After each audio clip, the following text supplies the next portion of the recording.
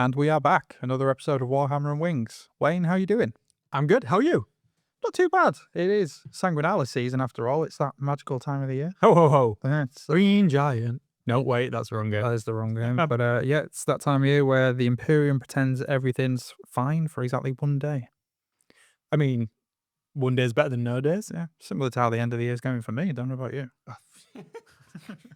Let's not be negative. No. But we are almost at the end of the year. We are indeed. Mad, isn't it? But yeah, happy to be here. Happy to hang out with you and get another podcast recorded. It's going to be good. What are we going to talk about? Well, we are going to talk about Sanguinala. Sanguinala. Yeah. And we're going to talk about Christmas in the 40k universe. So yeah. perhaps our take on it in the Mortal Realms as well, which is less documented.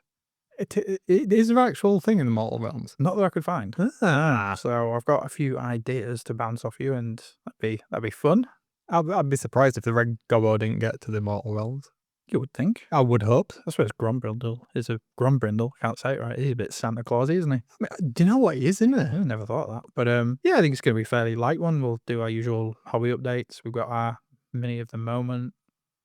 You've forgotten the hot sauce, so we don't have any hot sauce to try for the third week in a row. I'm tired. But yeah, should we get into it? Yeah, let's do it. Let's do it. Now we finished arguing, we're going to do that. we're gonna go a little bit off piece and go out of order. We're going to do the hobby update. And I'm not sure why, because I don't actually have a screen with me this time. So Will's driving. And I'm not entirely sure that's a good idea. But we're gonna go with it. We're gonna go with it. So do you want to go first with your hobby update? Yeah, short and sweet from me. I haven't really done a great deal, to be honest with you. I've just been busy. I have managed to do a bit of painting now. Good. Did some more on my Corridon Overlords, the Spearhead. I can't remember what it's called. The original one, not the one with Drucky Flint in it. Can you remember what's it called? You know which one I mean. Yes, yeah. The one with just the one. It's got the big blimpy thing in there. Yeah. So yeah, got some paint on them guys. I'm pretty happy with the scheme I kind of went with, which wasn't what I thought I was going to do, because I thought I was going to do a sort of grim Iron Warriors kind of thing with yellow, but I thought it might be a bit too much. So I've done a really sort of deep blue on the cloth bits underneath the armor. Oh, okay. Quite a grimy sort of steel look for the metal parts, and then flashes of gold. Yeah. You know, on some of the weapon heads, and some of them have got shoulder pads that are sculpted, and some of the beards on the helmets have done gold. You know, just a few little flashes to break it up a bit. You were going to do like white? No, you weren't. You were going to do yellow and black hazard stripes, weren't you? Yeah. Is that not a thing now? I don't know why. I was looking because I base coated them. I sprayed them with silver, non-oiled everything. I was looking at them and I thought I didn't want to do that because they will just look like Iron Warriors. Yes. And I'm not a big fan of Iron Warriors, so I don't know why I ever had that idea in my head. So I wanted a bit more colouring than just yellow and silver. Yeah. So I've gone for a nice deep blue, and I'm, accentuating it with a lot of the sort of leather and a bit of gold and the silver. So yeah, it works, I think. Good. Yeah. Hopefully they'll be done in the new year when I've got a break for Christmas. I don't think it's going to take that long, actually, based on the 5 that I've done. I've done nice sort of glowing green eye lenses. Oh, nice. With that tip that you taught me with the white ink. Oh, yeah. So that looks pretty good. So there's a nice little pop of colour there that kind of offsets it. So I'm going to mimic that on the portholes on the on the airship. So you'll see quite a lot of colour on there, but less on the overlords themselves. So I thought that'd work. Where did we go? We went somewhere and we saw some overlords. Warhammer World. No. We went somewhere recently. Oh, Leodis Games. Yes, in Files. Yeah, there was one there. What colour were those? Because they looked quite cool. It was something. Was it like a pink? They were pink. Yeah, they were like pink and a dull gold, almost sort of bronzy, brassy colour. That really worked. I genuinely liked that. Yeah, it did, and the paint job was quite good on it. Yeah, it was. As Leodis. It was almost like you see a lot of that purple and cream. It reminded me a lot of that because it was quite a deep pink, wasn't it, rather than a hot pink. But yeah. So yeah, I did enjoy them. But yeah, I wanted to do something that was not that you see in the not codex. What do you call them? Battletome. Yeah, something different from the Battletome, because I'm like, I like to think outside the box a bit, but I didn't want to go too wacky, and I didn't want them to look like Iron Warriors in the end. So I think I got a happy medium. I did see I'm looking forward to seeing them because I like the idea of the green lenses by the firstly. I need to send you these because I should have done a while back. And they popped up again on I think it was my Instagram feed. Okay. Somebody had done some overlords, but you know, like it's like on the ships and stuff, it's kind of like all patchwork of steel and stuff, isn't it? They've done them like Harlequins. Oh, like with the checkered. Yeah, because they've kind of done that on stations. yeah. But they'd carried that over onto the undersuits as well, so they'd done like the diamond motif on the undersuits, Oh, right. but dulled it down so the diamonds were like a Diamonds, not checks. like a maroon, and I think it was like a maroon and gold, and then they'd done the armor on top of it like a dirty steel kind of color. Yeah. And it worked, having just like this little pop of color that it kind of looked quite regal, I suppose. Yeah. I'm sure it was maroon. That's what I wanted to do with the deep blue. Actually. Yeah. That sort of kind of a cross between maybe like a navy inspired, because you know it's kind of like navy of the air. I guess that's Air Force. I don't know. You know what I mean? But yeah, that kind of, you think of like that deep blue for like regal soldiers kind of thing. Don't you? Yeah. And I do. And yeah, I think that's what was in my head. But yeah, I really enjoyed it actually. I kind of got myself out of the hobby slump a little bit by spending a bit of time doing that. Sadly, I'm not going to get much time this weekend. So yeah, it's a shame, but we'll see. You know, break up for Christmas from work soon, so I will have time, and yeah, I'm going to dedicate some time to them because genuinely did enjoy painting them. And stupidly, I was kind of worried that because I'd not painted for a couple of weeks, I was going to have to like relearn how to do it. But it wasn't the case in the slightest. So yeah, I mean, apart from that, I finished Soul Hunter again. I mean, I've read it before. Is that the fluffy? The what? The Nightwards book. Yeah. And Wayne is flapping his arms for some reason here. Yeah, so I finished that. I haven't actually. It's the first time I haven't started another Warhammer book straight away. That's how busy my work has been and stuff like that. Heretic. I know, but yeah, I need to pick something up. But I'm likely going to read something that you're probably going to talk about in this episode. So I'll save that for your hobby update. But apart from that, I think that's about it, to be honest. That's still a watch, dude. Yeah, I was kind of hoping for something AOS related by now, you know, to be released or to be teased or something on the Grotmas, but nothing as of recording anyway. There's been nothing yet. So we're on the is it the 11th today? It is. It's the 11th. Yeah. There's been nothing AOS, I don't think. Oh no, there was the one. Oh, there was the Night Haunt short story, wasn't there? So effectively no AOS. Yeah, which had some really cool artwork actually. Yeah, it did. The story was okay. But I liked that artwork. It reminded me of what was that model we talked about the first time we did? Mongol. Yeah, the Mongol. Yeah, it reminded me a bit of that, and it was nice to see that sort of horror inspired vibe over the sort of cartoony look that we see a little bit more. So yeah, that was interesting. But just trying to rack my brains. I think that's about it. Did you read the Titus short story? No, I didn't. It's up on the thing. It's pointless. Oh, okay. It's I mean, it's, you know my thoughts on Titus. It's some people having a war in the like the Ultramar segmentum 500 worlds, and it's like basically boils down to yay, Titus is coming at the end. All right, fair enough. No, I mean, you heard me grumbling about Titus in the last episode, so I'm hopefully not going to be that negative today. But see what comes out. We still got how long is Grotmas? Is it for the whole month? No, is it? No, it's an advent calendar, isn't it? Yeah, so it's up to the 25th. Oh right, I didn't know if it was like where the 12 days of Grotmas. I didn't know if tomorrow was going to be the last day or. No, they might do something post, but it leads up to the Christmas Day reveals, Yeah. which is apparently still going to be the Warhound Titan.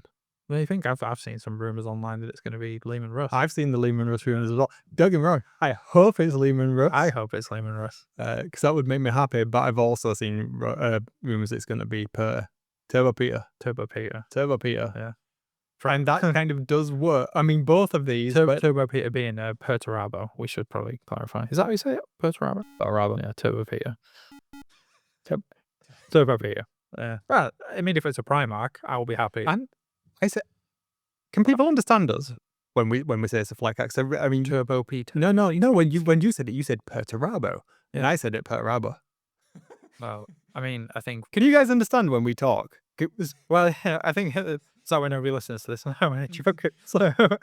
no, I think my voice is quite, I have a work voice, and I think this kind of bleeds into it because what I do for a living, like I have to talk to people that don't often, listen to the Yorkshire accent all day, every day, don't they? So I mean, I'm going to be thinking about it now. well, I lecture a lot as well. Yeah, that's true. Like, do you guys actually understand what I'm talking about? I might have to canvas them next time. It's like, can anybody put that? I did get one student. I was rocking across campus the other week, and I had that hoodie on. No, the Starties hoodie. I've got the blue one, The the ultramarines one. Did you not want to say that out loud? The blue Astartes one, your ultramarines. But it was one of the coolest moments I've had. I was like literally walking across, and a student just like looked over at me and just went, "For the Emperor!"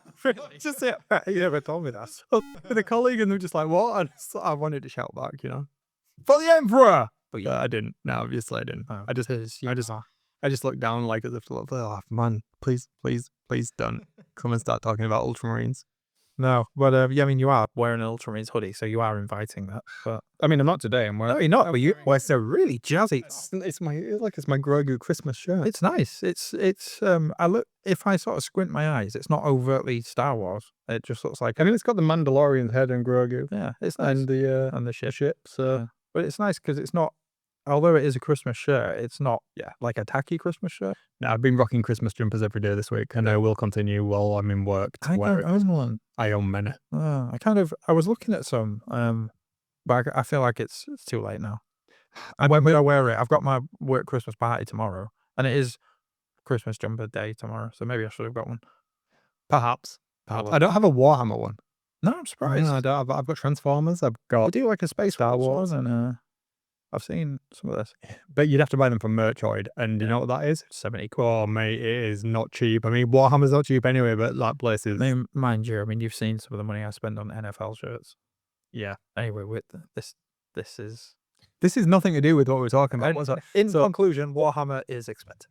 It is. So possibly Turbo Peter or Lehman Russ or a Warhound. Yeah, I mean, I'd prefer it to be a Primarch, any Primarch at this point, over a Warhound. We spoke about this before, didn't we? I'd like to see a Lehman Russ, but I'm not going to hold my breath. Yeah. I think that's about it for my hobby update. That's the fair bit of hobby. Yeah, I suppose keeping active in the Discord is nice. Even if I'm not doing anything, it's nice to be chatting with, our pals over there, seeing what they're doing, what they're buying, what they're planning, and yeah. Yeah, hobby by proxy. Yeah, I haven't played any Space Marine 2 for a couple of weeks. Have you not? No, I've been playing Final Fantasy 15. I mean, you could have played with me the other night when I was playing. It's almost like it had popped up on your Xbox in at the same. What day were you playing? I don't know. What day that ends in Y? Tell me. But then again, I was probably I've been on Final Fantasy 15 every night this week. I think. Yeah, I was going to say, you're pretty grumpy. There was like a week of like, do you want to play Space Marine? No. Do you want to play Space Marine? No. I was like, I'll just go find some random people and play with them. Sorry. No, I can't remember. Was it Tuesday night? It might have been Tuesday night. Yeah. Is it today? It's Thursday. Today is Thursday, yeah. Oh, Tuesday was a bad day. I can't remember what we did. We did Reclamation. I played with a lad from work. All right. The guy that's like stupidly overpowered on everything. My replacement. So we did, I think we did the new map. We did Reclamation, and I still haven't played it. Whacked it up on a couple of higher difficulties. So I think we've done that on we've done 4 of the difficulties now on that. Okay. And that was quite good fun. And then we did some of the stratagems. Okay. And we've got an attack marine now for a bit. Yeah. Yeah. Interesting. How are you finding it? Interesting. It's good. Yeah, it's good. I bought the chainsword thing upgrade because I've got loads of those requisition points now. Yeah. Okay. So, from doing the stratagems. Yeah. I mean, I had planned on buying the Mark 7 helmet. I'm surprised you haven't. Well, I've got the Mark 8, and I'm looking at them. So I like the bevel on the Vox grill. I've got a little bit more, but I don't like the side. I think I've got Mark 8. Is it the one with the boxy part side where the vents are? I can't remember off the top of my head. See, I like the grill. I do like the little bevel on the Vox grill. But then the Mark 7 just looks more aggressive. It looks like it's going to come into your house, boot your door down, nut you, and like just give you a proper scene and shout. Whereas Judge the heretic. Something to that effect. Whereas the Mark 8 it's a little bit softer. But I bought the Mark 8 by accident. I meant to buy the Mark 7, but I was so excited when I saw it. Oh, okay. That explains it. So yeah. How am I finding Attack Marine? It's different. I like it. I think I like it. Yeah. And I've tried it a couple of times, but I mean, it was when I was just sort of starting out playing, and I just didn't gel with it. But I think maybe if I go back to it, I think it's finding something that works for your play style. Chris, the lad that I've been playing with, he really likes Bulwark. I see. I've tried that and I didn't like it. I like the faster, more aggressive. I like Vanguard and Assault, don't I? So Yeah. I'm probably going to go Vanguard next, I think. I've done Assault, but I like the idea of going Bulwark now with Thunderhammer because you can take it. okay, So that's works for me, nice. I think. So Yeah, we need to jump back on it. I know I've been a bit lax. As a friend in general the last few weeks, I've over. but no, we'll get back on it. And I think I'll have to do some leveling up to We can do it. your lofty heights. We can smash through some stuff. I've got a wad of points to spending now, so I'm like I'm good. I'm up for doing some more stratagems. I'm enjoying the stratagems at the moment. I haven't played any of them. Yeah, this week's a quite a fun one. Yeah, it's what happens in this week's. You have less armor, but your armor and your health regenerates over time. And if you use a stim pack, anybody within 5 meters of you also gets the stim. Oh, that's cool. Including healing a mortal wound. However, every wave that comes at you is a massive wave, but they come less frequently. Okay. And it's on the obelisk map. So that is the one, do you know, where you've got to carry the chalice? Oh, yeah. Which ain't the most fun, No. but it's on that one. But it's not overly hard, so you should be able to smash the hard version of it, which will give you some. See if I can get any time in over the weekend. Yeah. To be fair, I don't think I'm going to have any time till Sunday, but I think Sunday's pretty much free, and Soph is busy most of the day. So. Yeah, brother up. I'm out in the morning, but I'll jump on with you. Anyway, well, this is not what people want to hear, is it? It's like us making our social funds. Anyway, give me your hobby update. I've done a fair bit, dude. Yeah. I got myself out of the hobby slump that we had because I was like, I listened back to the last podcast. And I'm like, my God, I'm a miserable git. We both sort your sen out, Wayne. So I did. I took myself into my studio and I was like, you know what? I'm going to freaking do something without recording it. So I've painted all my flesh eaters now. They're done. I'm done. Nice. Flesh I eaters. saw some of your work in progress pictures, but I've not seen the finished. I can send you some. They're all done. Happy with that. Really enjoyed painting them. Good. Happy with how they've turned out. And you smashed through them as well, didn't you? Yeah. I think I've 54 and I've done the channel throne as well. So I might count that as one. Yeah. I could do with some of those long army guys. I can't remember what they're called. The bigger ones. I need 3 Vargeists. Oh, okay. And 3 Crypt Horrors, I think, to make the second spearhead.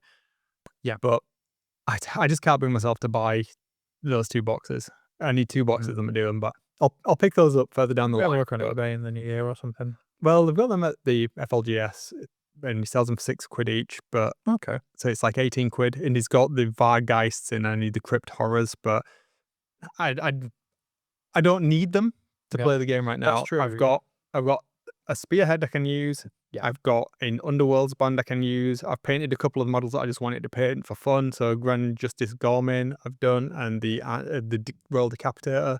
Yep. And one of my favourite models ever, the Abhorrent Gore Warden. Yeah. I'm super happy with how that turned out. So they're all done. Oh, I forgot to say. Yeah. Sorry. Just sorry to talk over you. I built some more guys from the Cursed City box. Oh, well done. Yeah. Then I'll tell you. Yeah. I built the 3 dudes that are kind of hanging off the You did. The vampire dudes. I can't remember what they're called now. Begins with V. Yeah, they all begin with V. Yeah, them ones. Yeah, the swift vampire. Yeah, the big hairy one. The Vargul. Yes, yeah, and which needed quite a bit of green stuff when I put it together. Really? Yeah, well, the push fit, aren't they? And do you not cut the push fitted parts off? Yeah, I did, but I don't know if well enough. No, evidently not. But I mean, it looks good. And then the dude that's got his eyes covered. Sorry, I'm not. Oh, do you know who? Gorslav. Yeah, Gorslav. Yeah, he's one of my favorite Warhammer models ever as well. Yeah, I'm looking forward to getting them finished and painted. So yeah, I mean that's a bit of back burner one, but yeah, you've done more than you thought, didn't you? Yeah. So that's something to give myself a bit of credit. But yeah, sorry, I've interjected there. It's fine. So yeah, So I've painted all of my flesh eaters that I had. That's now off my desk. Just need to magnetize them. They're 100% done. Really enjoyed. I used a different technique as well, so that was good. I used all enamels, and yeah, I'm super happy with how they've come out. So all enamels, and also I did the bases in a different way that I was gonna. So they kind of fit in with what we've got with the cobblestone in some areas. So I've used a little bit of it. Okay. But I want it to look like they were coming from like the wilds of Shaish. Oh yeah, I did see when you sent me some of your work in progress pictures. I noticed some of the cobbles. But yeah, I don't know. So it's a mix of those, and then I put done the whole PVA with super glue trick on the top, so it looks like they've just like What's that? really. You know if you put like super glue gets activated with moisture, Yeah, so yeah. your fingers get so sticky, Yeah. it gets sticky. If you put some PVA down and then you put super glue on top of it, it like causes the PVA to contract and make Oh. like a skinny texture. And then if you let that dry and then you put some more of the top of it and you mix a little PVA and super glue, it makes like this really dirty organic, like it just looks like flesh, like Oh, if flesh. nice. Funnily enough, like on Space Marine, like how the biomass embedded in the walls. Yeah. Yeah, it looks like that, dude. That might be handy to try that out when I get around to doing my night lords. Yeah. Oh yeah, absolutely, 100%. That's how you get like the yeah. I'll show you some. Yeah, do. It's Yeah, sure. like literally PVA, super glue. Those two things, all you need. Okay, And Gucci. that's good to know. So I've done that. I've also done all of the bases for Dark Water now. They're all finished. I haven't opened my box of Dark Water that got sent to Santa and wrapped up, but I did have all of the bases, enough spare bases in my bits box to basically prepare them all out. So so I've done all of those ready to get going. So my idea is I'll get them all built on Christmas and Boxing Day. And You're gonna do it on Christmas Day? yeah. Nice. If I can stay awake, I'll be watching NFL Christmas Day night. I will not be doing that. I have not been able to watch the NFL Christmas Day games for a few years, so. I did watch sport last week. Oh, Last weekend. I mean, you're using the term loosely. I got mocked for it, but that is my Not by me. Not by me. well, a little bit by you. No, I said, mate, you do you. I did get mocked at work, other than one person who also like sheepishly put his hand up and or not put his hand up, but said, "Yeah, I've watched it as well." Tell the dear listeners what you're watching. It was the Microsoft Excel World Championships. If it makes you happy, mate. I mean, I watch the Roma sport, and I understand why people would find it boring. Just because it's not my cup of tea, don't mean. Yeah. I enjoyed it. Yeah, that's the main thing. I'll be watching World's Strongest as well over Christmas. Yeah. So that's the only other sport that I watch. Yeah. But anyway, Warhammer. We have talked about a lot of not Warhammer stuff. Sorry, your hobby update. What else have I done? I think that's all of the modeling I've done. Yeah. Been reading? And I built something else as well. Oh, you been? What else did I build? Oh yes. I finished all of the what they're called, the Gloomspite. Oh, did you? They're all built, ready to paint now. So Nice. they're all good. All of the bases are done, ready to get proper paint on them. So happy times about that. Nice. Then I've also finished Archmagos. Cool. Strongly recommend it. We'll talk about that in a different section. I'm going to get. So should we be talking about it in this section? What should we do? I mean, you can lead into that as the next section. It's good. Yeah. Is there anything else I've done in the hobby? There's hobby adjacent stuff. Yeah. Yeah. So all right. So forget that Red Archmagus. We'll come tell you in a minute. So I've been doing some work in my studio. Yes. To get things up. So I've also got another Christmas present arriving from my family, which is a Centauri Carbon FDM printer that I've been kind of on the fence for a while. So I've been making a new area in my studio for that. Cool. Hence the visit to IKEA earlier. So I need to.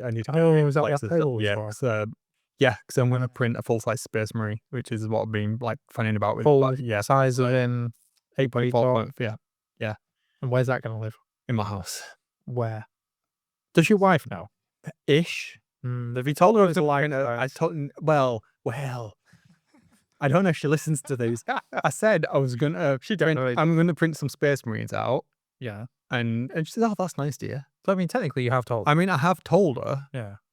And I said, "Oh yeah." Can I be there when you tell her that it's full sized? Perhaps not. Or when you unveil it, because I would love to see. But I'm going to do it bit by bit and just introduce it into the house a leg at a time, and then an arm, and then. I mean, You've not thought this through. I have. I mean, I cannot wait. I've thought about it a lot, Will. And I've been thinking, well, if I had a dark angel, it'd be great, wouldn't it? And it would. It'll look great in the background of videos. I mean, do you know where it would look great? Just by the side of your front door. But it could go in the garden. It could go in the garden. I did toy with the idea of making some cosplay stuff. I'm like, maybe. So, I mean, it'd be fun to wear, wouldn't it? If it makes you happy, just cutting about the house as a dark angel, then do it. I mean, there have been times when I've been rocking around the house in a Transformer outfit. Yeah. So just do it. If it makes you happy, do it. Who cares? I can get away with saying it's for the little one. I mean, it's like a small Space Marine look. Like, he's into Space Marines as well. Maybe not as much, but... I mean, you have to get this posted with how that goes. Yes, that sounds cool. I mean, I'm excited for it. I've wanted one for a while, so that is kind of hobby adjacent to create some terrain as well, joking aside. But yeah, I really do want to have a life-size Space Marine, so I'm like, yeah, this is something I want to do. Nice. But I'm been working on modelling it myself. I'm not going to use somebody else's. So I'm going to teach myself Blender. What's that? 3D modelling package. I've been messing about with it for a while. So yeah, do your own design rather than getting somebody else's. Yeah. I'm doing it for STLs. Yeah, I'm doing it from the ground up. So I've done like a STC. I've been using Blender on and off for a little while, but I just kind of wanted to learn that, and I'm pretty au fait with Fusion 360 for doing like actual functional prints and stuff. Obviously, a little bit of what I do in previous work roles. Yeah. So I have that. So mixing the two together has kind of given me the impetus to want to learn a little bit more of Blender, and then being able to print the stuff out for his games as well, because I thought it'd be nice to be able to have larger terrain pieces. Yeah. So yeah, so that's hobby adjacent stuff over. Cool. Well, I mean, do you want to tell us about Archmagos? Archmagos. Let's talk about that. But before we do, Will, apparently you wear glasses. We're not getting away from this. I've never noticed that you wear glasses. Yeah, I've worn glasses as long as you wear me, and a lot longer. There you go. You've got like some type of augmetic. You're like Belisarius Cole. You also wear glasses. I do wear glasses. But I have noticed them. I've never noticed that. I've also noticed when you have worn different glasses and pointed out to you, right? Yeah, I like them. Yeah. So I mean, thank you. I will pay more attention. I'm obviously a better friend. Oh dear. Yes. Anyway. Do you want to explain why we're laughing? Sounds in the background. Sounds in the background. Yeah. Archmagos. The new book. Dan, is it Haley? Whatever it's called? Guy Haley? Guy Haley, not Dan Haley. Yeah. Dan Abnett's the other dude, isn't it? Yeah. Yeah. It's very good. Yeah.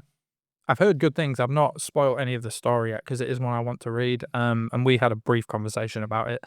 But yeah, I've seen a lot of chatter on Reddit and on some Facebook groups about it, and it seems to have gone down well, and some big ramifications in the story, perhaps. Yeah, I mean, I enjoyed the story. Yeah. Excuse me. You are excused. Good, thank you. I'll go now then, shall I? I won't give any of the plot points away or anything, but was it a spoiler-free zone? I suppose it is. I suppose it is. Yeah, it's only been out a week or so, hasn't it? And it follows on, in some way, Belisarius' story from the Great Work. Yeah. Which is, I think, probably my favourite Warhammer 40k novel. Yeah. I really love it. Okay. I've talked about it before. I really like Belisarius Cole. He's my favourite character. Yeah. I really like the Primaris and the Law. I really like Alpha Primus. All of that stuff. I enjoy it. I'm cool with that. No one's judging you. No. I know. There's a lot of contention around that. But yeah. So a lot of people don't like how the Primaris were written into the Law. Okay. Should explain the. I don't feel they were shoehorned, but whatever. No, I don't. I think it's worked quite well, and I think it's worked in a way that's expanded the universe a little bit. But what I want to talk about specifically is some of the rumors that have been out there and the ramifications of this book. It feels more like a marketing tool than a narrative. It definitely feels like I don't think this is as good as the first book. Okay. It's definitely not the best written book by any means, and some of it does feel like it's like, oh, that's been put in here because this. And it just feels like it's almost like an amalgamation of all the rumors that we've been hearing from all over the internet. It's just like somebody saw this a while back, and that's where it's being written, perhaps with all of those things in mind, and it's kind of pulling all of the threads together. Can you share any of that without giving away massive spoilers? Guess If not.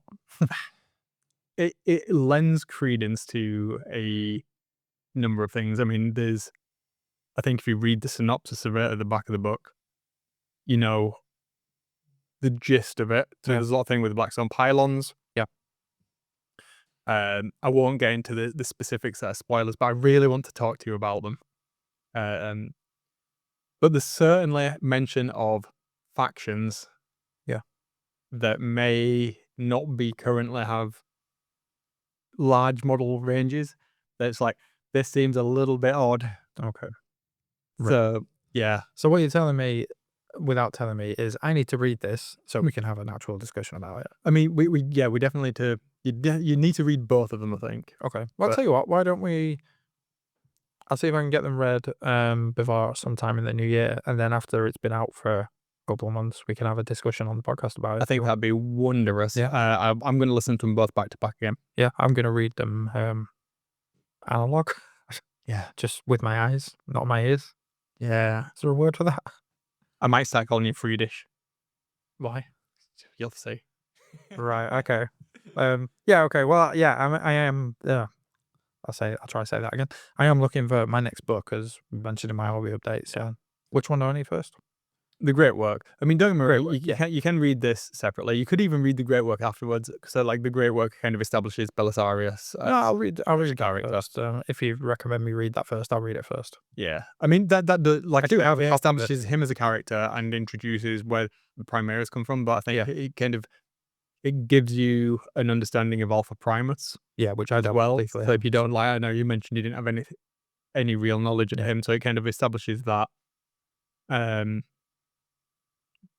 But I think it's one of those things that the sooner you read it, the better, because it would, I think, it'd help in conversation. Perhaps, and I think it'd get you excited about a couple of bits and pieces. It certainly made me excited about the possible introduction of something that I really want. Okay. Which would be wondrous. I feel like we're just teasing here. Okay. Yeah. Well, there is. I don't want to spoil it. I don't want to spoil it for anybody. Okay, I'll read them. Give us a couple of episodes. I'll get them read, and we'll have a chat about it in the new year. Yeah. I think to sum it up from a should you read it point of view, I think if you're a fan of 40k and a fan of the lore, absolutely. Yeah. 100%. Why do I say that? And well, it's because it feels like this is a pivotal novel in the serialization of what's happening in the ever present. It feels like this is more than it feels like this is huge. There's one specific aspect, and it's like, oh, like a momentum shift almost. Yeah. Oh, that's good, because we were talking, I can't remember which episode, a few episodes ago, where we were discussing what we think the future of 40k could look like and where they could go, and it seems cool that you're saying that this seems to be pointing us in a direction. Is that fair? Yeah. I mean, don't get me wrong, Games Workshop have done it in the past where they've put things in books and it's gone nowhere, but all of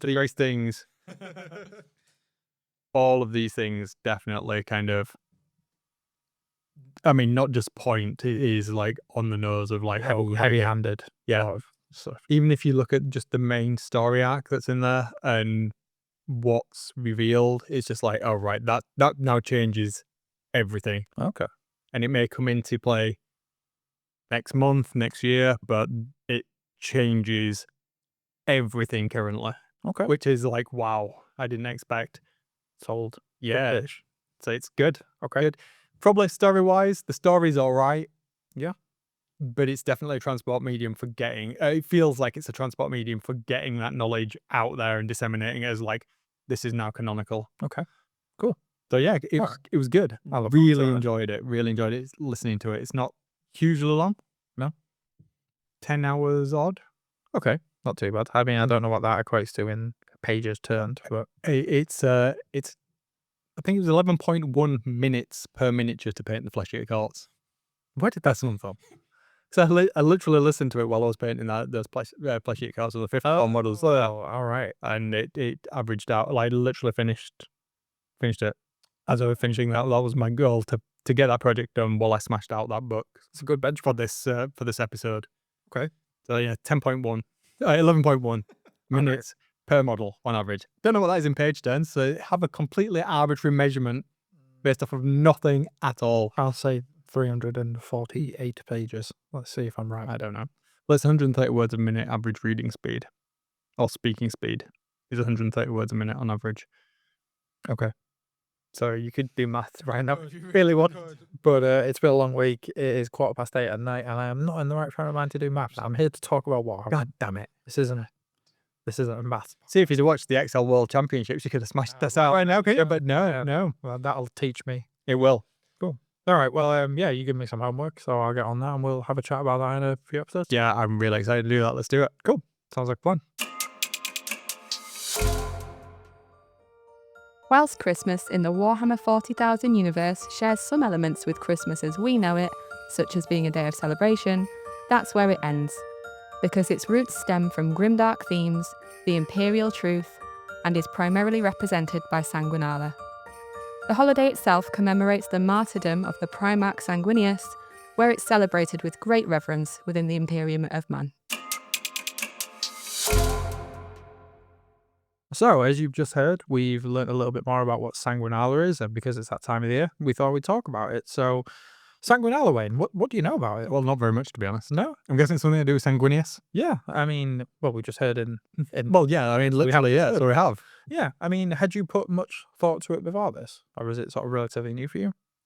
I knew of it, Yeah. but I've only just really kind of looked into it. I thought it was just not shoehorned in there, but I think it's quite vague, isn't it? I think it's open to interpretation, which I quite like. You know, I think you could have a lot of fun thinking about this and talking about this, and hopefully we will do now. But yeah, I mean, is there anything that you wanted to say? Do you have any sort of particular thoughts on what it could mean, or what it would involve, or?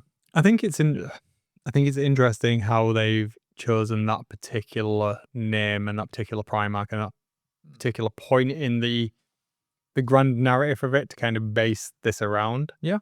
As an analog proxy for Christmas, I suppose. Or I thought this was strange because I didn't, same as you, I didn't know a right lot about this. But when you read more into it and think more about Sanguinius, it seems more of an analogy for Easter, almost. I was literally thinking the same thing. Yeah. I mean, even down to kind of a lot of the artwork that you see is more like he's always got the spear of Leonidas. Is it Leonidas? The one that like shanked him inside. I know which one you mean. Yeah. I don't know his name. And that always feels like kind of like the proxy. And he's always got like a lot of the artwork around Sanguinius always has that Italian, Venetian kind of Renaissance feel to it, doesn't it? Almost like, I mean, I know it's not, but almost like a what is it? Catholicism? Yeah, Like, very much. Yeah.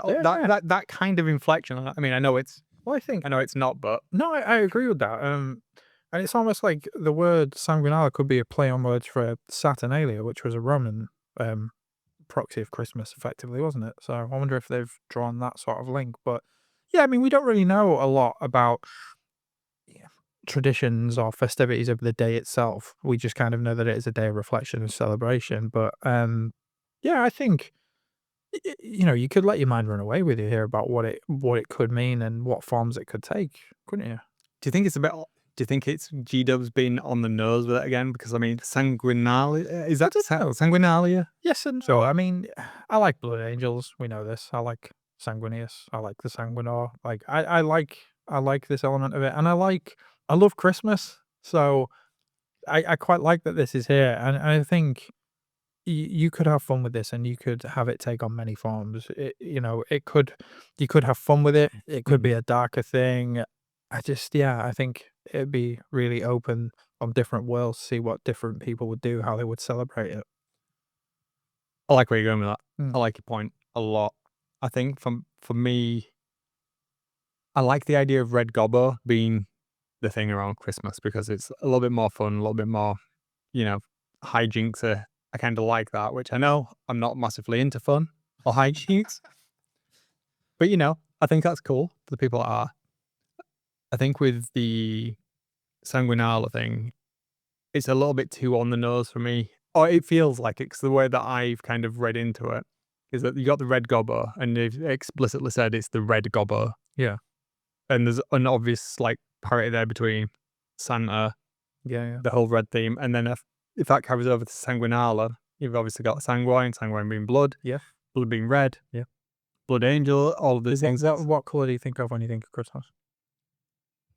I mean, yeah, Yeah. exactly. That's what I mean, though. It's a little bit on the nose. I think they could have elaborated around if it was going to be this holiday of reflection and they wanted to bring it more to the forefront in the story, that they could have done it in a less on the nose way and elaborated on it. Granted, it feels like it's a really low barrier of entry into what it is, Yeah.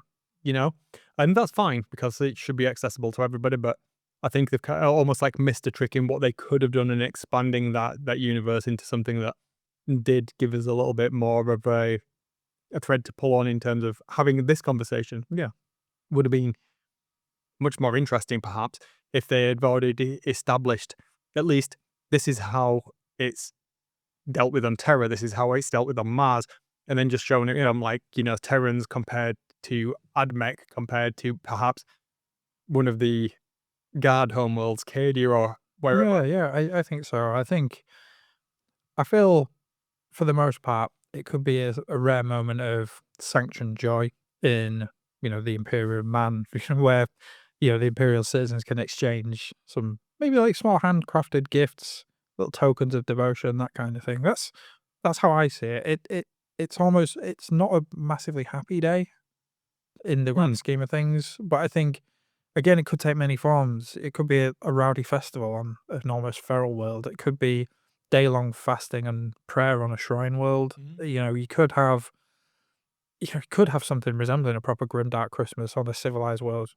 Corpse starch molded into the shape of a turkey, that kind of thing. You might see things like some morbid plays being reenacted, scenes from the Horus Heresy. Sanguinius' final stand against Horus, that kind of thing. Quite preachy and dramatic, probably wildly inaccurate, but yeah, it could be something like that. And again, it could depend on the local administrat and propaganda as well. That's a really good point.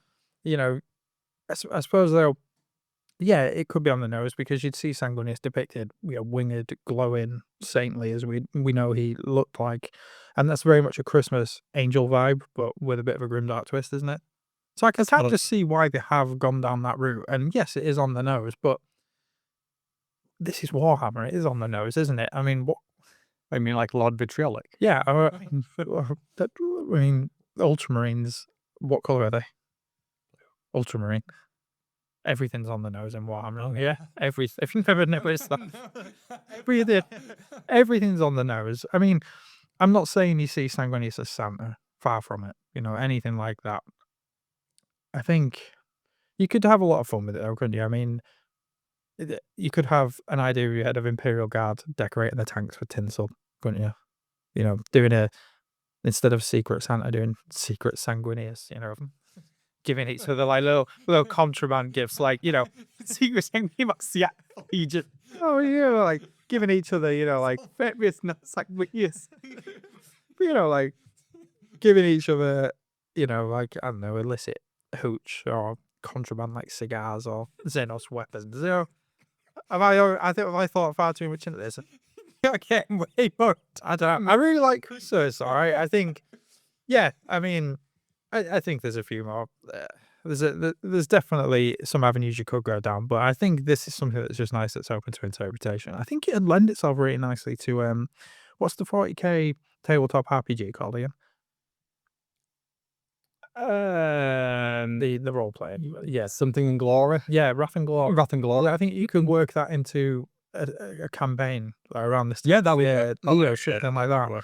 I don't know how you'd translate this to a novel or the Warhammer game that we know and love, but it's I don't know, it's just fun to think about at this time of year for me. I'm not going to disagree. I think it's quite fun. I'd rather not think about it too much. No, I'm only joking. I think it's an interesting take on it. I would like, just from a nerd point of view, I suppose, I would like it to be fleshed out a little bit more. Yeah. Just as a sideline. Don't do anything with it. Just give us like not technical manual, but stuff like that of like key dates and things across all of the various worlds, because we're assuming that everywhere celebrates this, but it's in the Imperium, but I'm guessing it'll be non-localized on certain certain worlds and certain segmentums. You think it'd be a big thing on Baal, wouldn't you? Oh yeah. I would definitely Maybe think you'd see that. pilgrimages to Baal. People going Yeah. to Baal for it, that kind of thing. There's, not to go back to the previous section about Archmagos, but there is an interesting part on the planet that some of it's set on, where they talk about a celebration that happened as part of a previous events in other books. I'm not going to give any spoilers, but I was like, I liked that, and I can imagine them having a celebration at the same point on every year for this thing, and it was like it felt like a little bit of story building on there, and I think having Sanguinala, Yeah. Written a little bit more into the lore, rather than it just being brought out every Christmas as almost like a marketing. Yeah, a little throwaway thing. Yeah, just start to, just weave it in a little sprinkling here and there of it, and then just weave it in a little bit more organically. I'd like to see that. That'd be good. Yeah, I think it's hard, isn't it? I mean, I can see it from their point of view because we look at Christmas traditions as we have them, but I'm guessing my Christmas traditions and your Christmas traditions are going to be very different, and that would be the same, Mhm. across real life. But imagine that, how many more worlds are there in the Imperium, or how many much more millions of people are there? It's always going to get convoluted down the line, and things will change. So it would Absolutely. be hard to tie down. But yeah, I think having some core elements would be good. I mean, is there a feast involved? Is there singing, decorations of any particular kind? That kind of thing, that goes in line with traditional Christmas. I just love the idea of sanctioned celebrations. I don't know why. I'm finding that highly amusing. But yeah, okay. What about in the mortal realms? Do you think that they would have an equivalent? I mean, I don't believe there's anything written down to say that there is anything. I would like to think so, but Okay, question for you then. Go on. Does each realm have its own holiday, or does each faction do their own thing? Or a bit of both? Neither? That's a good question. Yeah. I think each realm would have a different one. You see, I thought that at first, and then I've been thinking about this probably too much. You can probably tell. I think each faction would do something different rather than each realm, personally.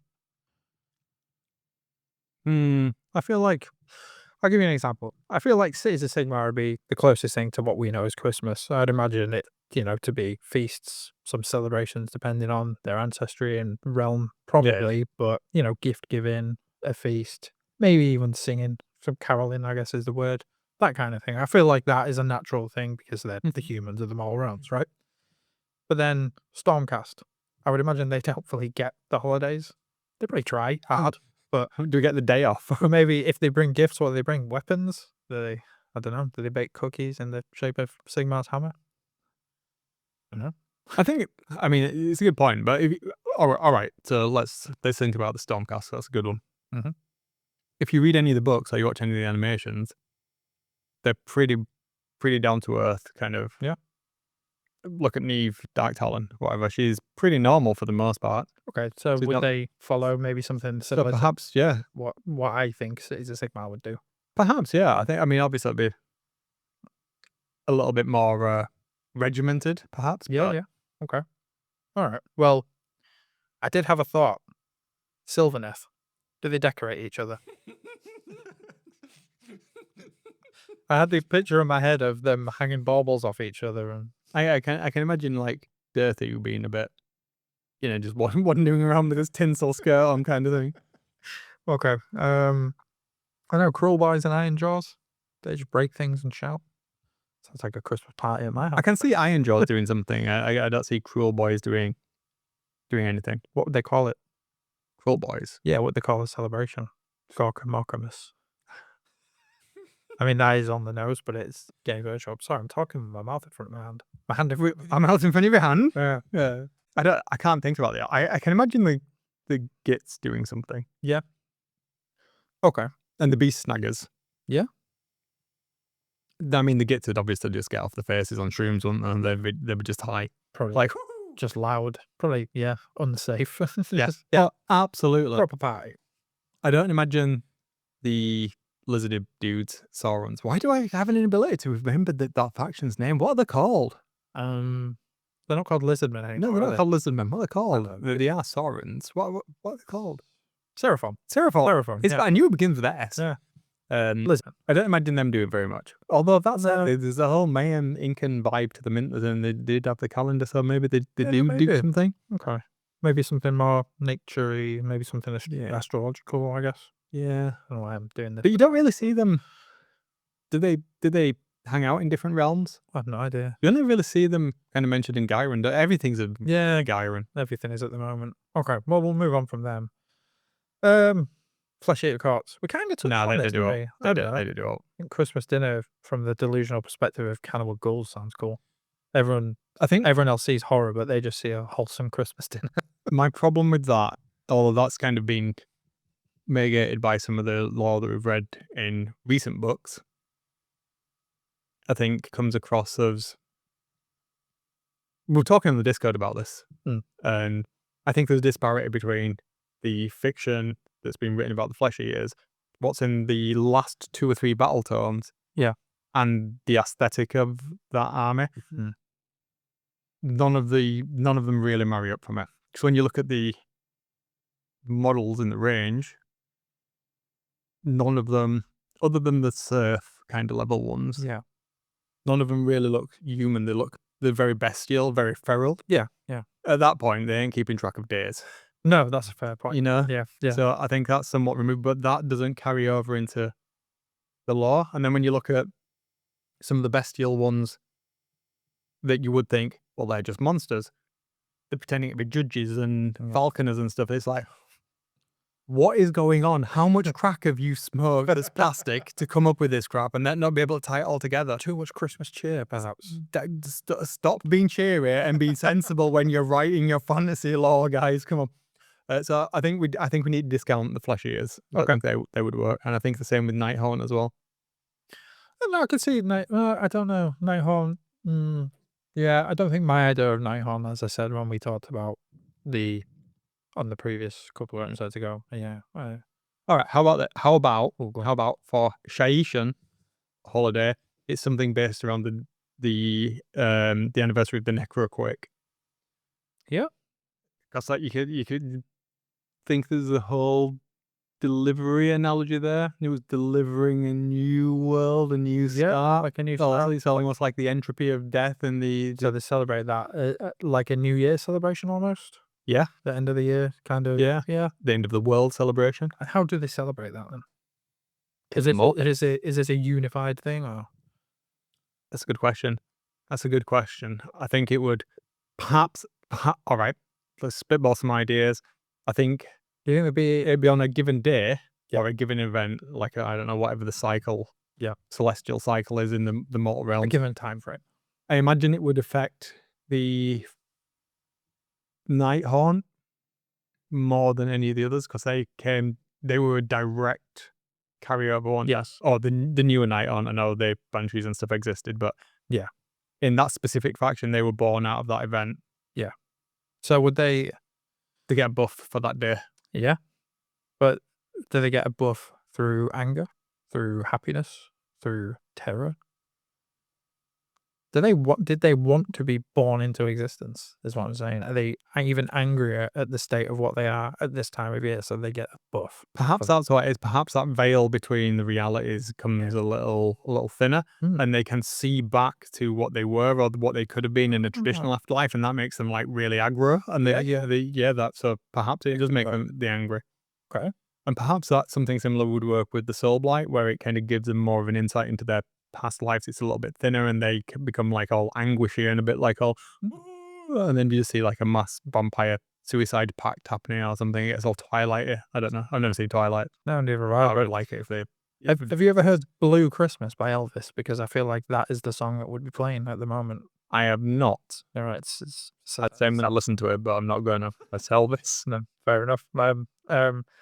So okay, so not a happy celebration. No, I like. You like that? Yeah, well, I don't like it, but I think it fits. It's a bit more. I don't know what the Ossiar could do. I don't imagine very much. Tiredness. I don't know how they set the highest bow on, put the bow on it. Yeah. Okay, well, I mean, there's humans, you know, in the realm of Shaish as well, isn't there? So, Yeah, there is. so what would they be doing? Would they be sort of locking themselves away? Yeah, Yeah. I think it for the death factions, it's almost like a celebration or like a celebration of anguish and pain and suffering, Hmm. which we would expect from baddies, big air quotes. Yeah, yeah. And then from the normals other side, perhaps it's more like an Halloween celebration where it is scary because it's that veil again, as we said, is a little bit thinner. All of the normal analogies that we would have around Halloween and stuff. So perhaps it's something like that where it's like, yeah, we are locking the doors, we're painting big red X's or whatever. Yeah, it could be lighting candles, doing some sort of Jack-o'-lanterns to scare off the spirits, all of those Some things. sort, So it's yeah. kind of like a mockery of Christmas, a mockery of Sanguinala. I quite like that idea actually. Yeah. Yeah. Who else have we got? Fire Slayers. Not dwarfs, so they're just going to get wasted, aren't they? I don't know. I feel like that could be Fire Slayers and Overlords would be two very different things. I think the Fire Slayers. What? What do you want for Christmas? Another couple of inches. No, but I think if you think of Dwarden culture, there probably is a big thing around gift giving. Maybe weapons, you know, trinkets, maybe bits of Urgol, but Yeah, I wouldn't say a that golden sort of thing. Yeah. Maybe I think maybe with Fire Slayers something around fire. Obviously, you know, Do you reckon you get a dwarf and a magic slave, they pull their a magma drop? That'd be quite interesting. Yeah, I'd imagine maybe a big feast. A lot of roast meat over the A little fire. A little feast. Overlords, I'm not so sure. I think they'd probably be. I don't know because they're different, aren't they? Thematically, I don't know what they would do. They probably have a contract. Yeah, Like, Just they another- will have fun. God damn it. I don't know. I think maybe it's just another day at work for them. Just trying to find some money. They finish early. They finish early and they get some extra shares. They get a share buff. And then what's his name? Phil. Bugmanson turns up with Bugmanson. his big cask of booze and hands it around everyone. I don't know why I went to Phil Kelly. Him over there, you're pointing in the corner. It's like, yeah, Phil Kelly stood in the corner. Who's Phil Kelly? One of the it's one of the dudes that please hold. I'm holding. You carry on talking. I mean, does anybody else know who Phil Kelly is while Wayne is looking this up? Because I don't think he knows at this time. I will say that although Wayne does not sound like he likes fun or is very festive, he is wearing a Christmas shirt while I sit across the table at him. It's a Star Wars themed Christmas shirt. Thank you. I didn't say I like it. Yeah, I'm right. Yeah. I do like it. Phil Kelly is an author and game designer for Games Workshop and Blackfriars Library. Oh, okay. He started working there in 1999. Worked on all the time. Yeah. Okay. Right. Yeah, Phil Kelly. Over there when you can't well. I don't know why I went straight to Phil Kelly, but I did. That's what popped into my head. Then got John Blanche, care for a drink with him, and yeah, good old Dunk coming back for the old Christmas party. All right. So who else have we got? Skaven. Just No, they're going to do anything else. it's rigged with Wardstone. Just here you go. I've stabbed you in the back. They're going to hang out by the bins on the next day once everybody's like, oh, rid of all of the stuff. The carcasses. Yeah. Yeah, All the leftover pigs and blankets in the that's it. That's what they're snaffling it out, aren't they? And like, very good. Any excuse. who else? We've got Daughters of Cain. Oh, Daughters of Cain. That's an interesting one. Snaky. Yeah. And Mm. I don't know, actually. I don't tend to think about Daughters of Cain very often. I sometimes forget that they're there.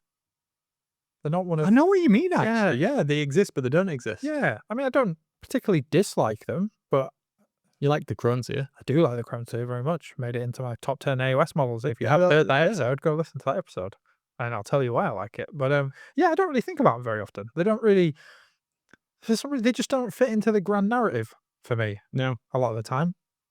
Maybe if you went and read the End Times, you'd... Maybe so. I mean, I did buy that book about 6 months ago, and I have not even read the first page. And now I'm getting you've started a lot of books. Have you not even started? I thought you started it. I never started it. Really? Well, I bought it to go on holiday with, You did, that's it. Yeah, so it's thinking that I'd have more downtime on holiday. But I've also been on holiday since then and not taken it with me. Maybe you should read that. You've got a lot to do over Christmas. Well, I've got 2 books to read. They're tomes, dude. I mean, that's like weighty tome. that's 5 books. Is the End Times. Many leather-bound books. That's like a book a day. What are you gonna do? The 12 books of Christmas. It's a bit late now, isn't it? No. I mean, I'd have to start tomorrow. to finish for It Christmas Day. literally starts on. Is in the day after. Doesn't it start after Christmas? Oh, doesn't? Oh, I thought it was the run up to Christmas. Anyway, It's nothing on it. It's Well- nice. It starts at Christmas Day because Christmas ends on the 12th night, isn't it?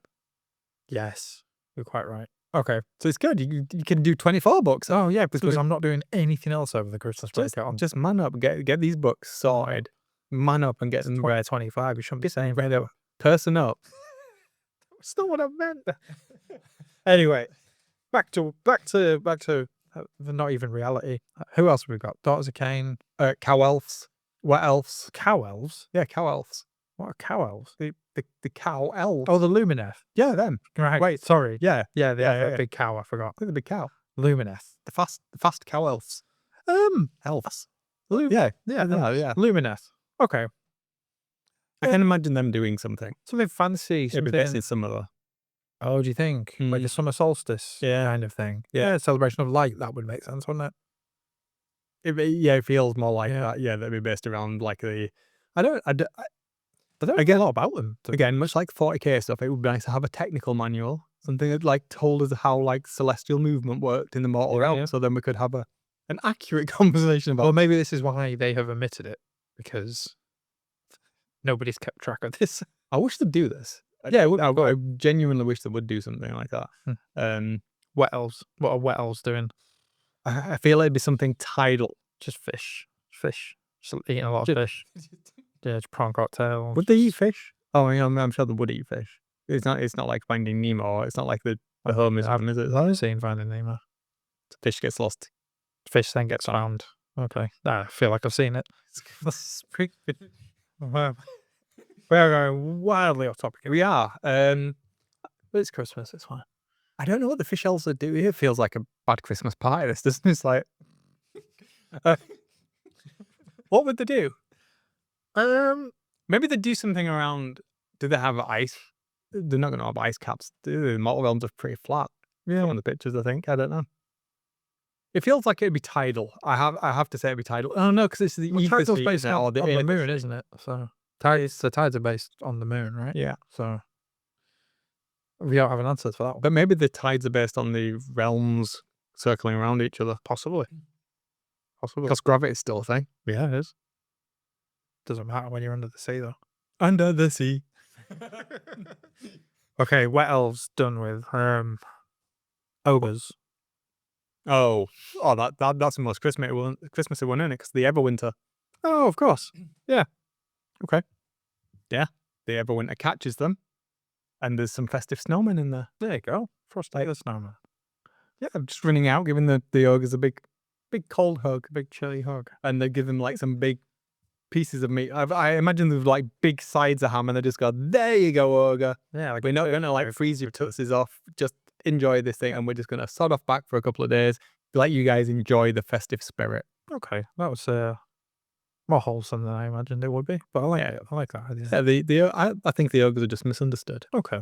Who else we got? That's a good question. The other big guys. And they oh no, the sons of Bahamut. Bahamut. Yeah, they Like, how are the same? ish. Well, no, they've got different battle tomes. Like the sons Yeah. of Bahamut, Bahamut, Yeah, Bahamut, that one. the giants. Yeah, The giants. The biggest of the big guys. I reckon it would be some. Have I made it something up about the being like the biggest giant being the matriarch? Possibly. I don't know. I don't know a lot I about. feel like it'd be something about that. You've got all the battle tomes under. Yeah, I have read them. This is why I know about the Everwinter. Yeah. It's like So what they've got the matriarch. I'm being sure- a giant queen. yeah, I'm sure there's something like that in it. I can't remember very much about it. Like I read it. Like big female giant Santa. Yeah, like Mrs. Claus Mrs. Claus. Okay. giving them, I don't know, giving these gifts Gifts of humans gifts of humans to and eat. yeah, well, because they've all got like little cages with humans in them. But I don't know. I'm always thinking like an orc or something. Like remember Tamagotchis? It's I do remember Tamagotchi. like a Tamagotchi. Yeah, but with like Cities of Sigmar people here, like Humans. People. oh, no email. Yeah, there you go. Okay. Yeah, that's definitely gonna happen. Okay. Who else we got? Is Who- that everyone? Yeah, so I want to see where Magakin of Nurgle. Oh, chaos factions. Yeah. Boom. All right. So right. Oh well, the Maggie King would be having the most fun because they are Yeah. just jolly about everything. I mean, Yeah, they're already jolly. it'll be like Papa Nurgle could just have a Santa on. it would have a Santa. Yeah. They'd have festive nalmals. Yeah. Yeah, instead of a feculent nalmal, the nal. Why can I not say anything a day? They'd have a festive nalmal. Yeah. A festive one of them. Yeah. A festive evil tree of plague. Yeah. Festive evil tree of plague. But they'd be happy about it. So like, yeah. Yeah. Okay. Grandfather's garden would be wonderfully decorated in all kinds of tinsel and other disgusting, repulsive things. Flesh baubles. Oh, that's a phrase I never thought I'd said. I'm not sure you can say that. And there's so many connotations there. Right, Zinch. Again, is another one I don't really think about. I don't know. I don't think it would even factor in for them. Yeah. I think they feel like they'd be above it. Yeah. Yeah. Oh, right. They probably use it in some type of subversive ploy. It's very Zinchian. Yeah. Sneaky. Corn? Just some sort of, Be just a fight. yeah, just a big, yeah, any excuse for They a just fight. get hammered. They just have like a load of mead and then just be like, Big fight to the death. yeah, Yeah. be all red and bloody and festive. Yeah, there you It'd be go. wonderful. Festive because of the blood. Who else we got? Slaves to darkness. Slanesh? So, Orgy. yeah, there you go. Yeah. Christmas orgy. Big sexy Christmas orgy. That'll do it for them. Yeah. Of martial prowess as well. Displaying the big, Of course. there'd be feating, fighting, and The other one. yeah, Say it. This is a, it is family friendly mostly. Slaves to Darkness. that's a tricky one. I don't think Archeon is a. I don't think he'd care. I think they'd outlaw it. Like, who was it? Was it Oliver Cromwell banned Christmas? Like that. That's the kind of vibe I was thinking. Or the Grinch, maybe. Let's keep it a bit lighter. Let's keep politics out of Warhammer. Wow, you've gone like one like Yeah. Archeon like or I call him like Cromwell Was it Cromwell? and the banned Grinch. Christmas? I think it was. Yeah. I think, yeah, just, there's no such thing. Like, we're not allowed. Okay. Just crack on. This doesn't factor into it. Yeah, actually, I do imagine like Archeon doing something like that because it would be like would it align with one of the chaos powers more than the other? You might think that does Unbalance it. Yeah. Thing. yeah Yeah, maybe. I can get behind that. Okay. We got Dark that. Ghosts are the same, so we don't need to talk about them. No. Ooh, the newest one. The Hellsmiths. The dwarf in there. Yeah. They just follow similar dwarven traditions. You think? I Maybe mean, just a- yeah, they got similar backgrounds. Yeah, just ale and a good time. Yeah. Yeah, I don't think they'd do anything overtly evil. I think they'd probably enjoy it in their own way. I mean, they are overtly evil. Yeah, but I kind of feel like they're still, do you reckon they're still dwarves? Red demons instead of. Maybe. Yeah. Yeah, something like that. But I think it'd probably follow fairly. I think all the dwarfs are the same. I think when they're having a common ancestry, I think they would have. Mortal Realms racism. No, I do.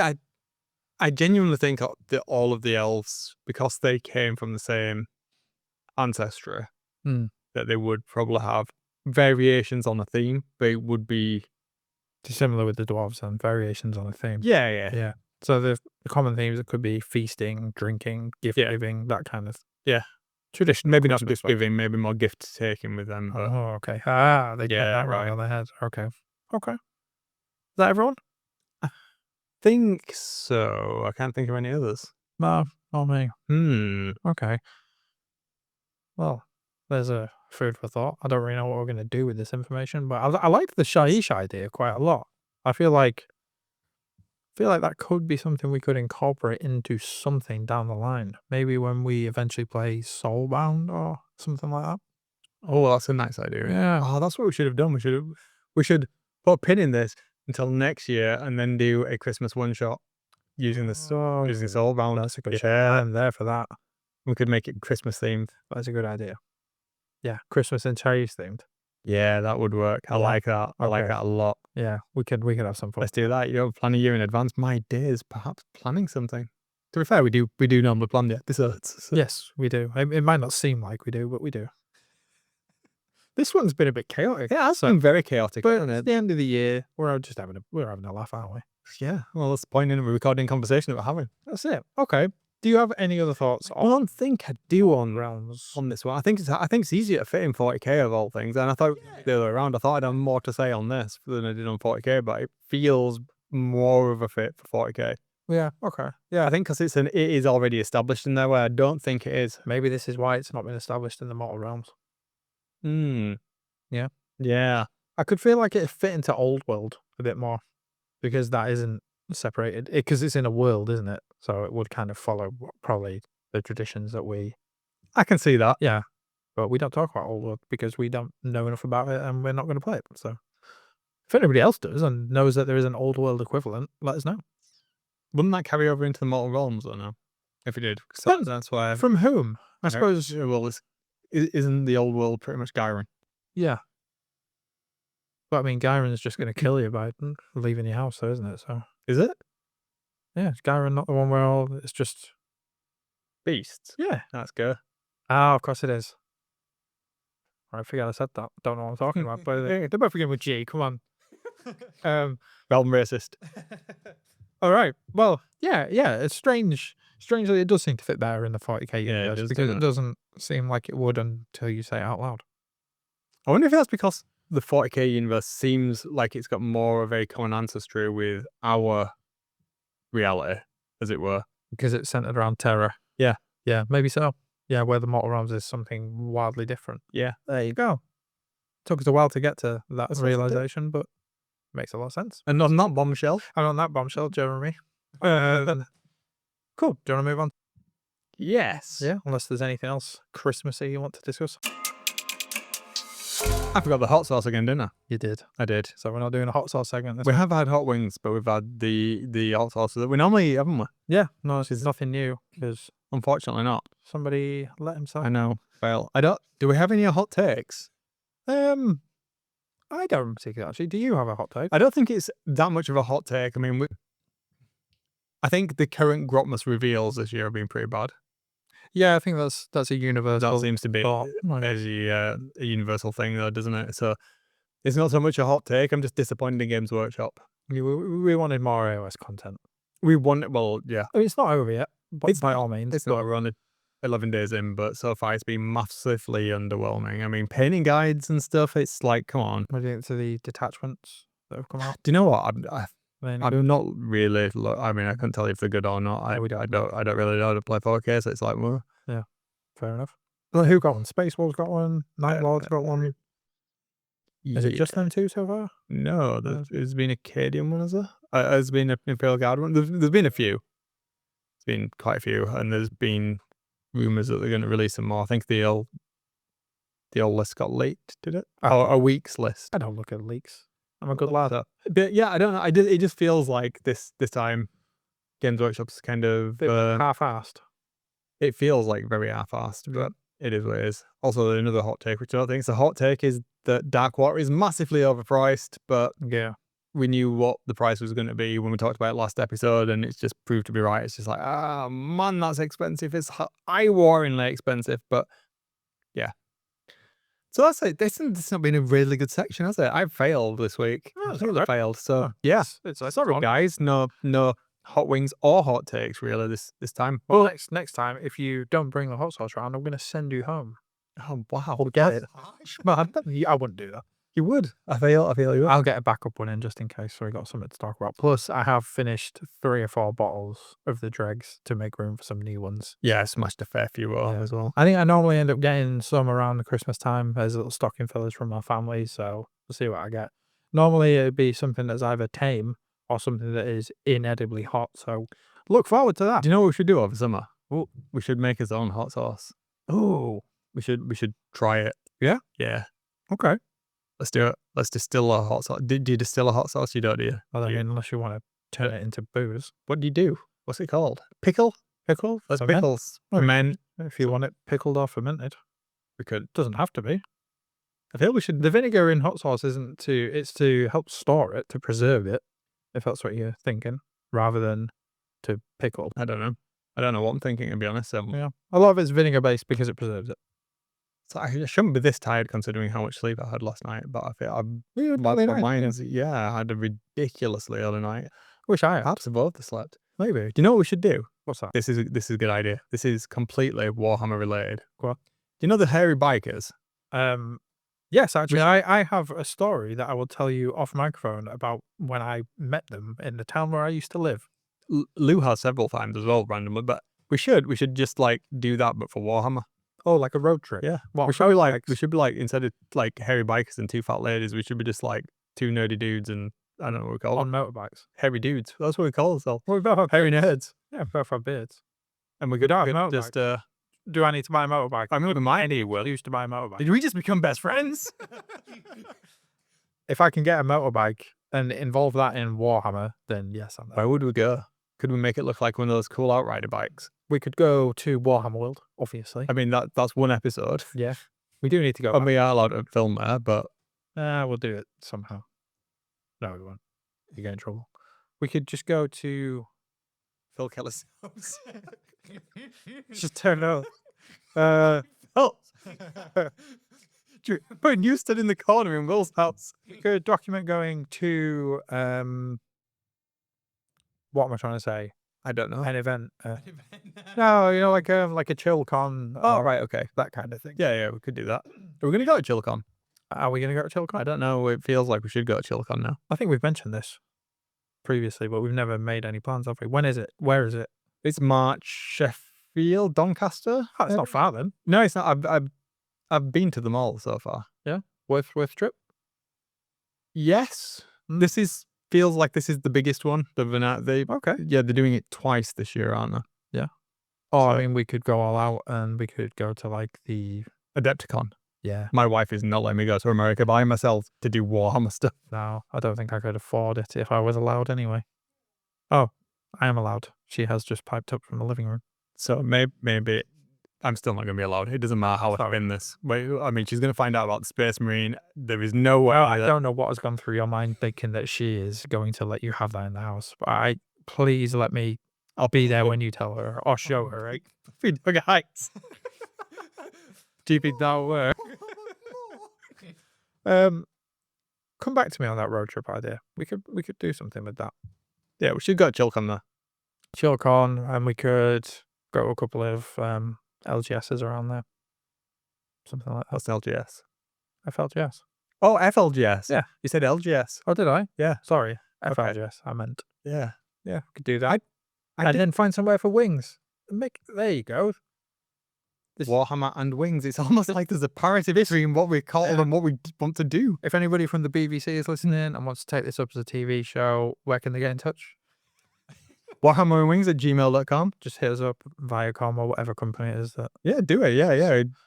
Preferably not the BBC with all the stuff that's happening at the moment with them, but Channel 4. Channel 4, yeah. Channel 4 is a good game. Maybe we could get Stacey Dooley involved and I've that. got Stacey Dooley involved. She's an investigative journalist. She could investigate our love of Warhammer. To what end? Yes, they love it. I mean, your point's valid. Or Louis Theroux could interview us. I used to like him, not anymore. There you go. Yeah, I don't want to talk to him about Warhammer. I'd just belittle it and then think he's being clever and it would just end up badly. I'd end up punching him or something. It really irks me now. Fine. Did anybody else on their advent calendar have Wayne threatening to punch Louis Theroux? I'm not threatening. He's just, I find him very confrontational. It's like, dude, there's no need to use your like to annoy people to the level you do. I like it when he does it to people that deserve to be annoyed. That's all. Okay. Anyway, that's not what we're talking That's not what we're talking about. I did go to a new FLGS last weekend. Did you? What? Did you? What? I had no idea what you said then. Yeah, I did. Accidentally. I literally accidentally went to an FLGS. Did your wallet fall out of your pocket? I bought nothing. Oh. Because they were... Oh, yeah, you did. I mean, I won't mention the name of the place, but they were selling things before the release date for massively inflated. However, I did then go to another FLGS. Yeah. Went to 2 in one day. Yeah. Oh, you lucky boy. It was amazing. It's like Sanguinala came early. I went with my wife, my crotch goblin, and my father-in-law. Yeah. It was great. But joking aside, it was the best FLGS. Yeah. Not in terms of, does it beat our FLGS? No, obviously not. That's place has got a wonderful place in my heart. In terms of the aesthetic, this place was on an entire different level. Where was this? Barnsley? Yeah. Yeah? It was, dude, it was amazing. Do we I need a mean, road trip? Do you need an excuse to go it back? was wonderful. Like, I literally couldn't get it. Like, I couldn't see the entire place. It was 2 floors. Is this the one you mentioned to me before? Nah, this was the one that my wife knew about it. I'm sure that's. Yeah. I think she was telling us about it when we were having a barbecue around That's Belgium right. summer. Was it that same Yeah, I one? think she said it's fairly new. Yeah. Is it in an industrial park? Or? No. This is a different one. That was the previous one that I just mentioned. Oh, right. This is another one. My God, they've spent some money on it. Yeah. And that is exactly what the hobby needs. The tables were beautiful. Yeah. It was clean, well lit, didn't smell, It's always a plus. and it was absolutely rammed. They were having a is it an IGF or an IGT I don't know what that is. tournament thing? Tournament. Yeah. It was What's IGT stand for? I can't remember. Okay. International Tournament Circuit, ITC. Oh, like a ranked one. Yeah. The one that feeds into the thing. So Yeah. they're having that there. So it was absolutely rammed. Oh, But this is interesting. This is what I wanted to talk about. So I won't edit this into a different section, but we're going to talk about it because I hadn't talked to you about this. This is what I wanted to talk to you about, right? Go on. So I was chatting to the guy that runs it. I know I was asking him about AOS and stuff. I'm like, oh, what are you doing? What's going on? He was telling me about the tournament, gave me some flyers and things. I said, oh, do you have a big AOS scene here? And he's like, no. And I was like, sorry. And he's like, they don't play AOS. They play 40k. He said there are a couple of people that were interested in Old World, but they didn't do it. And Kill Team. That's it. So nobody's bothered about playing AOS at all. People either want to play 40k or Old World. Yeah. Like anybody that was thinking of going from 40k into AOS in that community around there, Has gone and to it's Old- very close to the college. It's like literally across the road from the college. Has gone to Old World. So I always saw Old World as a bit of a nostalgia thing, probably for guys our age that played Warhammer Fantasy, and it's same or similar rule set to that. So I imagined it would be the people playing Old World were probably people that played Warhammer Fantasy before it became Age of Sigmar. But then what like hit as a realization with me was when you look at some of this stuff that we've talked about previously. Think about Dark War. Hmm. The look of those models is more in line with the Old World in Cities of Sigmar. Yeah. Cities of Sigmar is very much an arcing back to the Old World style. Oh yeah, definitely. The aesthetic of it, even of the new Nurgle stuff, Yeah. is very much more that style. It's very much Empire. Do you think sort of- that Games Workshop then are actually taking note of this with the popularity that Old World seems to have attained already, and almost like saturating AOS with more Old World overtones, and then perhaps next edition we're going to see a move away from the fast-paced rule set that we've got, and I think go back to more works. rank and flank? Mm-hmm. I want to say no. I think from everything I read about and everything I see online, yes, Old World is performing well, but not to the levels that AOS is. And yeah, maybe we're in a bit of an isolated situation here, being where we are, that not a lot of people around us in Yorkshire seem to play AOS, do they? It doesn't seem that way. Compared to 40k. Oh no. But yeah, I don't know. I would like to think not. I think everything I read online is people are always championing how good the game element of AOS is. Take away the models, take away the lore, the game, the mechanics, Spearhead, everything like that seems to stand above and is totally different from Old World. Now, I've not played Old World and I didn't play Warhammer Fantasy, but it seems like it's a very, very different idea, and I can't see them moving away from that, moving towards...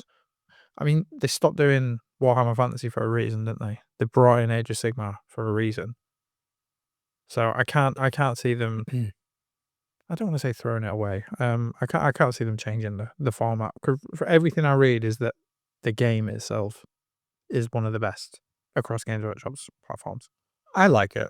I like it a lot, but it doesn't feel I don't know. I'm not convinced. I think there's space for them to exist, and Yeah, I think there's space for them to exist independently. it almost feels like if that is the case, and they do kind of split those streams out, they either need to expand or change their marketing model, I guess, which is fine for me. I would be more than happy to not have a 3-year release cycle. I would love a 5-year. Yeah. I don't have any need for that 3-year cycle. We've talked about it before. Yeah. And I'm also happy if they didn't release as many models.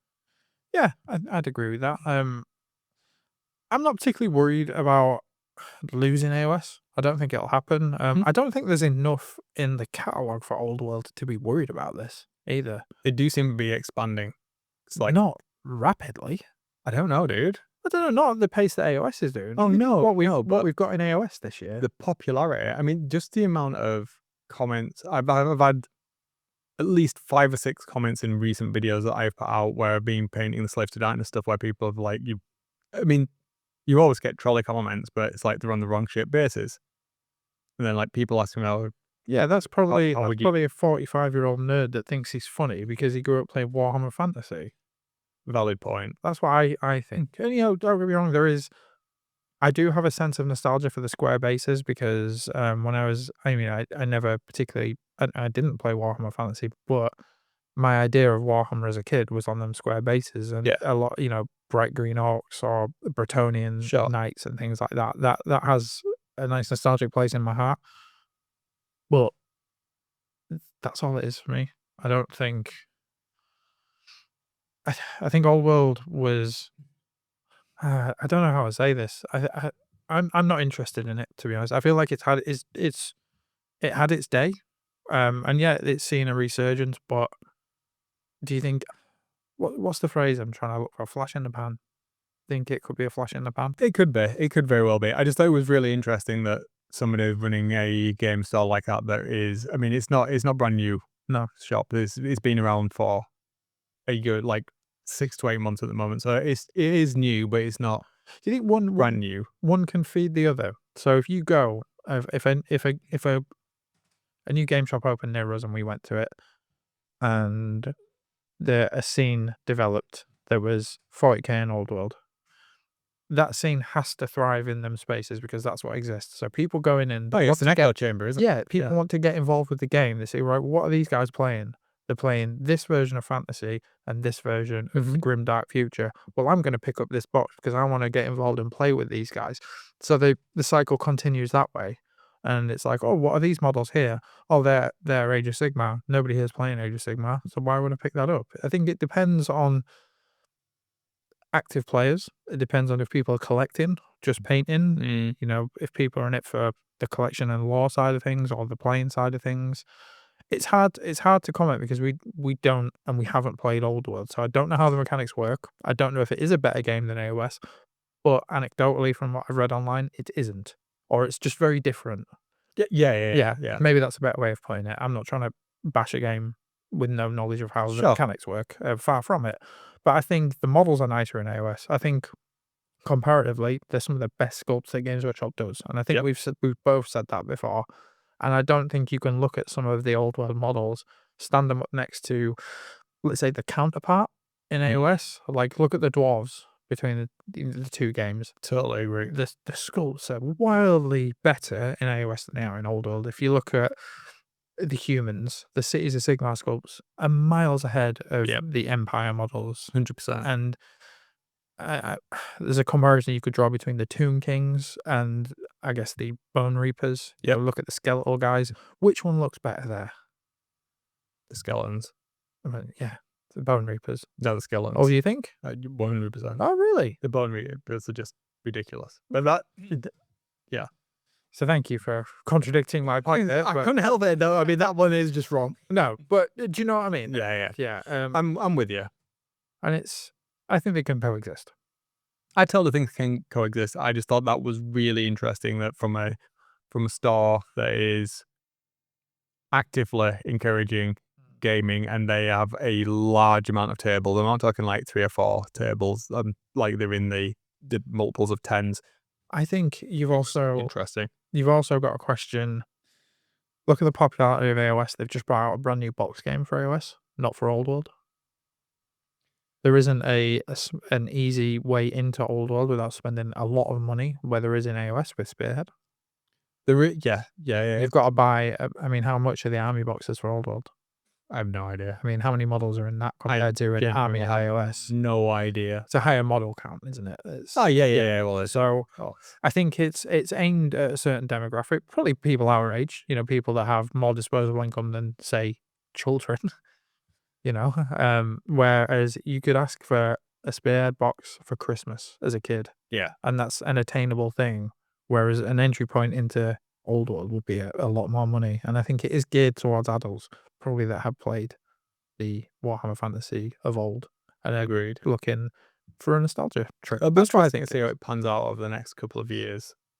Yeah, I mean, there's a lot of rumors running around online of the new factions. I think Kislev is one that's been bandied around a lot. I think they're the kind of say Russian inspired. Yeah, that kind of idea. I don't know much else. There's not a lot of other rumors I've heard from Old World, whereas you hear more AOS rumors.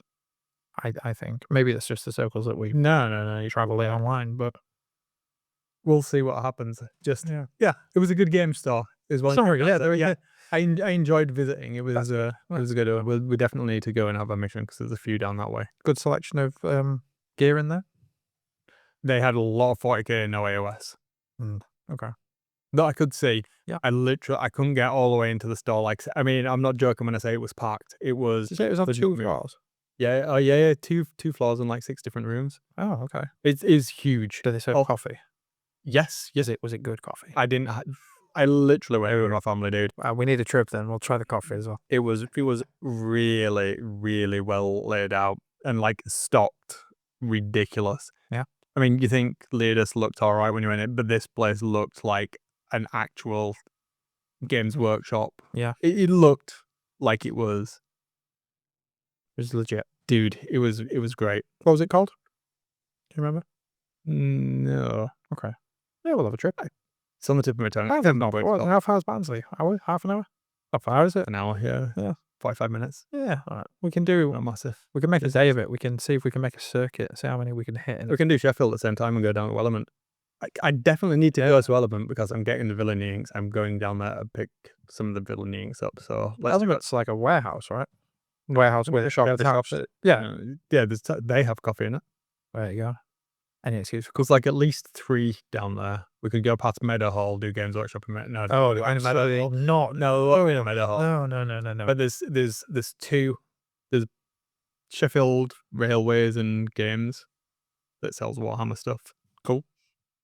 Vintage models and trains. That's what it's called. Oh, I've seen that guy online. Yeah, the guy that he always dresses quite overtly. He's got loads of tattoos. Sounds like a really nice bloke. I've been chatting to him a little bit. Oh yeah, it's like yeah. I can see you getting on with him actually. It's a really random thing, but he knows my missus. Really? Yeah, that's a small world. That's how I know about him. Oh right. Okay. I think he's the dad of one of my missus's friends. Oh right. Okay. I can't remember what she told me. I stopped listening when she'd mentioned Warhammer and sent me the link. I was like, yeah, whatever. I do like his videos. He's really enthused. Well, like excited about stuff. Nice boy. I've got to take some Transformers down that I'm getting rid of. Oh, of course. So yeah, we could do those 2 in Chef, Barnsley, one's in Barnsley, and then we could come back via Putzer and Leeds. Oh, because there's 2. There's 2 in Leeds. There's one that I don't think you've ever been to. there's Patriot. Is that in Leeds? Patriot Games is in Leeds. Yeah, I know where it is. Okay. It's down near Temple of Boom. For anybody in the Fine. Yeah, let's do it. It sounds good. hardcore punk scene in Leeds, you'll know where that is. But We should make this happen after Christmas. Western South Yorkshire road trip. Yes. Yeah. Okay. Yeah. Let's do that. We also need another trip to Warhammer. We do need another. Because one of the guys in our Discord group went down today, and I am jealous. Oh yeah. Throttle went down. Yeah. Sounds like he had a good day. Yeah, he had some wings as well. He did. He had the Hot Wings challenge before we did. God damn it. But we do need. Did he get the pin? Yeah, he said he got the badge. Ah, legend. I've not seen it actually. I'll get him to take a picture. Yeah. We need it. Yeah. But if you guys want to come and chat with us on Discord, the links are in our Instagram bio. Should be in the episode notes wherever you're listening to this podcast. So come and join us. Come have a chat. As you mentioned earlier, Wayne, we had that discussion about something AOS. What are they called? Flesh eaters. Oh yeah. We had because there's a few flesh eater. It was on the Discord that we had that. It was. Yeah, it was. It was. We're talking about that. I wasn't really involved in that chat because you guys know a lot more about it than me, but it was interesting to read. No bagel conversation this month. No, nothing like that this month. We've been we've all kind of restrained ourselves a little bit. Maybe we need to start talking about turkeys. Yeah, It's that time of year, isn't it? let's do it. All right, cool. But yeah, come chat with us on Discord if you want to have any discussions like this. Model of the moment, not model of the month. Model of the moment. Model of the moment. It's my turn. Well, It is. What have you got? I've never seen this model before. No. I'll be honest, I know what it is because you sent me the link, but I had also never I'd seen it. never seen it, and I know why I've never seen it. It's because this is a Forge World model. Oh, okay. Completely resin, and it is the Khorne Blood Slaughterer. It's a multi-part kit, multi-build kit, multi-model kit. You build 2 different versions of it. Oh, okay, right. But this bad boy is, I think this is what I'm missing now. This is cool. I want more of this. It looks like a big old crab with knife hands and guns. It looks like a Final Fantasy bad guy to me. It, And that's not a bad thing. I can see that. Yeah. I can see that. There's something about this, right? So is it a Mongol? No. Do I think this is a fantastic model? No. Do I think this is representative of what we're missing from Warhammer now? Yes. Yeah? Yeah, I do. This is like, this is sci-fi. Do we know any lore behind it? It's a demon engine. Is it? I was going to say Yeah, it's a demon engine. Yeah. But I mean, this just the look of it. I like the segmented carapace. Is that what you'd call it? Yeah. I do like that. It's got that insectoid look to it, but Very I think what it represents as well is this is very old Warhammer. I don't know how old this model is, but I don't think we get stuff like this now. We get more utilitarian, more practical looking designs. Yeah, this looks a bit more. Whereas this strikes me more as like, I know this sounds like really off the cuff and perhaps not accurate, but it reminds me of almost like H.G. Wells kind of. Yeah, I see that. He's got that vibe to it. It's got that It's retro futuristic It's very alien thing to it. Yeah. Yeah. And I really like that. I think it's so different in terms of, obviously this is a Khorne model. Yeah. And that parity between, when I think of Khorne, right, I think of brass. Yeah. Obviously, you think about there's even models that have got brass in the name of them. But there's something about how this conveys what that faction is about in the visual language that it comes across as. Yeah, I mean, it looks cornate. It looks aggressive. There's a lot of serrated edges. It's not overtly spiky, which you do often see on Khorne, but it is blatantly Khorne, isn't it? I mean, I know it's painted red and there's brass, as you say, but the serrated edges, the knife blades, it looks totally aggressive, totally Khorne. I get that. And I think this is perhaps, for me anyway, from my perspective, I think this is something that we're starting to miss from the range. And I get it from a business perspective where it's not viable to create different kits for each of the factions or sub-factions. So they're not going to do a version for this for Tzinch and Slaanesh and Nurgle. But we're missing some of that individuality. We are missing some of that. And it almost feels like that expression of the design language and almost like the individuality between those different sub-factions. Yes, they're all chaos, but they have very different archetypes. They have very different aesthetics. I don't think this standard way of approaching it is working. What I would like GW to do is perhaps work with the community and start to look at how people are playing the armies and perhaps slim down the ranges somewhat, but then have focused units, less of the crossover between them. And it's like, you've got this archetype that plays into Khorne, so you've got more close combat, perhaps, and this sort of thing that's very aggressive looking compared to something like Tzinch, where you don't have the basic troops that are the same, or the demon engines that overlap. You have a very specific type of demon engine that works, and just have one or two of them rather than having like a swathe of them. I think Khorne gets a little bit more spoiled for choice because you've got things like the Lord of Skulls, and we've got the Defilers, haven't we? And the soul grinders, I think they're called. Yeah, the, yeah. the look like the arachnotrons from well, it's going to get re-released, isn't it? Yeah. I'm pretty certain we're going to see a new soul grinder. Yeah. I'm almost 100% certain we're going to see a new soul grinder. Oh, is this based on something you've read? I'm not going to say yes or no, Okay. but it So feels like yeah, there's a lot of okay. emphasis on soul grinders and certain Oh, machine gods. okay. But I think that would be a really good thing, and I would love to see more models like this. This really makes me want to as well explore AdMech, because it's got that Beetleback vibe that you see on a lot of knights, and like Belisarius Call almost has that a similar silhouette, doesn't it? Very much so. And I really like that, and it's making, again, thinking about it now as I've said it, that H.G. Wells kind of aesthetic that you see or read him in those novels almost arcs back to that look of Call, and like how the AdMech are actually portrayed. It's almost got that like Victorian neo-future aesthetic to it that I've only just put together as we're talking about it.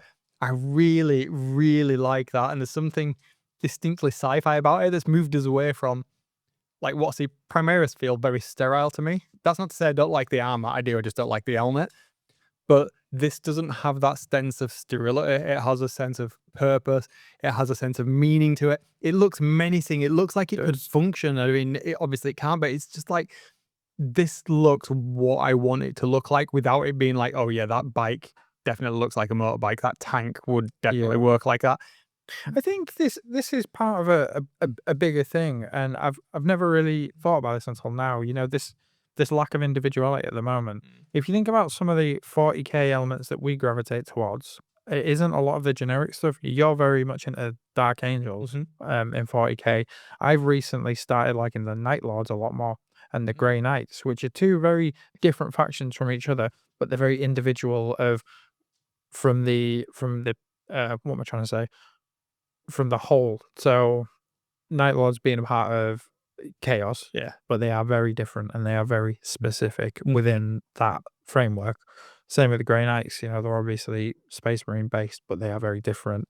And Dark Angels for you, I guess, would be similar because they've got very specific heraldry. You know what a Dark Angel is when you look at it. There's no real confusion as to what you know, what chapter's that from, and they've got a lot of their own individual elements. Sorry if anybody could hear that. That's my dog running around.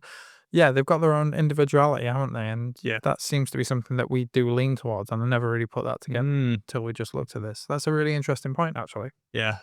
I would love to see more. Ended up looking through the entire range because I found this from reading Archmagos, and I was like, because I couldn't remember whatever they're called, soul grinder. Yeah, the soul grinder looked like. So I was just having a butcher's through it, and I was like, "What the hell's that?" Having a butcher's. See what you did there. I mean, that was completely. Yeah, I definitely planned that. I was looking through and I came across this, and I was like, "What is this wondrous thing? Why have I never seen it? And why is it on at £74.50? That seems like a very reasonable price. That is cheap looking at it. I mean, I don't know how big it is. Yeah, that's the question. I mean, it looks big. Very good, but yeah, it's hard to know. It is. Yeah, I'm guessing it's not small because like it's alongside the what's it called, like Lord of Skulls. Yeah, it's only 120. I say only 120, like 120 quid, but it looks similar size to Lord of Skulls. Yeah, because when you look at the size of the head, that looks around a knight sized. Yeah. So, but I genuinely like this one. Buy one and tell me how big it is.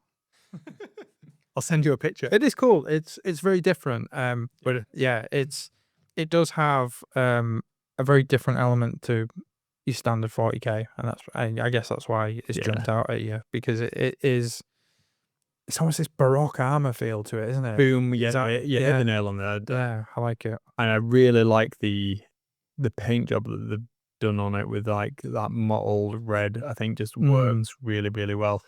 But equally, I can see this working in a green for Nurgle. Yeah, it just doesn't have the fleshy element. It's interesting that it's Khorne However, it did look like it's way more. I can't get past the AdMech thing, so it doesn't have the organic elements that I normally equate with the Demon Engine.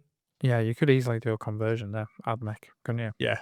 Yeah. But when you look at some of the older Demon Engines, like say like the Lord of Skulls and whatever, they do look overly mechanical. Yeah. So there is that less. There's one of them, isn't there, that's got like a. Is it another one of the? Is it Defiler? Defiler's the one that's sort of crabby. Is Defiler and Soul Grinder the same kit? I think it is, because they've got possibly. stupid horse teeth on them that look Yeah. like Miller Parker balls, or Queen Regent, whatever we've got to call her now. The Queen, yeah. Is that we were just referring to her as the Queen? I don't know. She looks like a horse. Yeah, I mean, I'm She not looks like a Bobby royalist. Knight. She's not a royalist by any means, but the Queen Consort, is that? Queen's Consort. Is it a Queen Consort? I don't know. I don't care about Sausage Fingers and his missus. The Briar Queen? Yes. Yes. So yeah, I'm down for this. I would like to see more. I think we should in a future episode look at some of the Forge World models and have a proper. We should do a Forge World episode. Yeah, let's do it. Yeah, let's do that. Yeah, I like that idea. Because I want an opportunity to look through some of this. Cool. Yeah, Forge World episode. Yeah. That's class. I'm down If you guys out there can give us some ideas of specific Forge World, I'm Scottish as well now, Forge World models we should look at, drop us a line or hit us up in the Discord, because that would be super useful to know if there's any specifically and what you like about them, and we could perhaps have a look at them and form a discussion, because I really enjoyed looking at this more than I should. Yeah, I don't even like it that much. I want to talk about it. it's sparked a conversation. It's sparked a future episode. So Yeah. it's all good with me. But no, that's a Possibly really a cool future model. purchase There you go. or a print. Yeah, We'll see. Yeah, cool. Nice one. Shall we talk about something else? Yeah, Let's talk about let's something move else. on. Well, I suppose we should talk about what's in your sack for Christmas. Yes, our Christmas wish list, I would rather say. Or that. Do you have anything? I suppose you already kind of covered it. Yeah. Have you asked for anything else? Well, you know you're getting Dark Water and your printer. Anything else Warhammer adjacent or anything else? There is another Warhammer piece I'm getting bashed off. Yeah. Yeah, and some books. Nice. Do you know, or is this something you've asked for? No, I bought it all. Okay. It's there. I mean, I bought it on behalf of people for me. Okay. Well, I've asked for a few things. So I don't know what I'm getting, but there's some things I've asked for.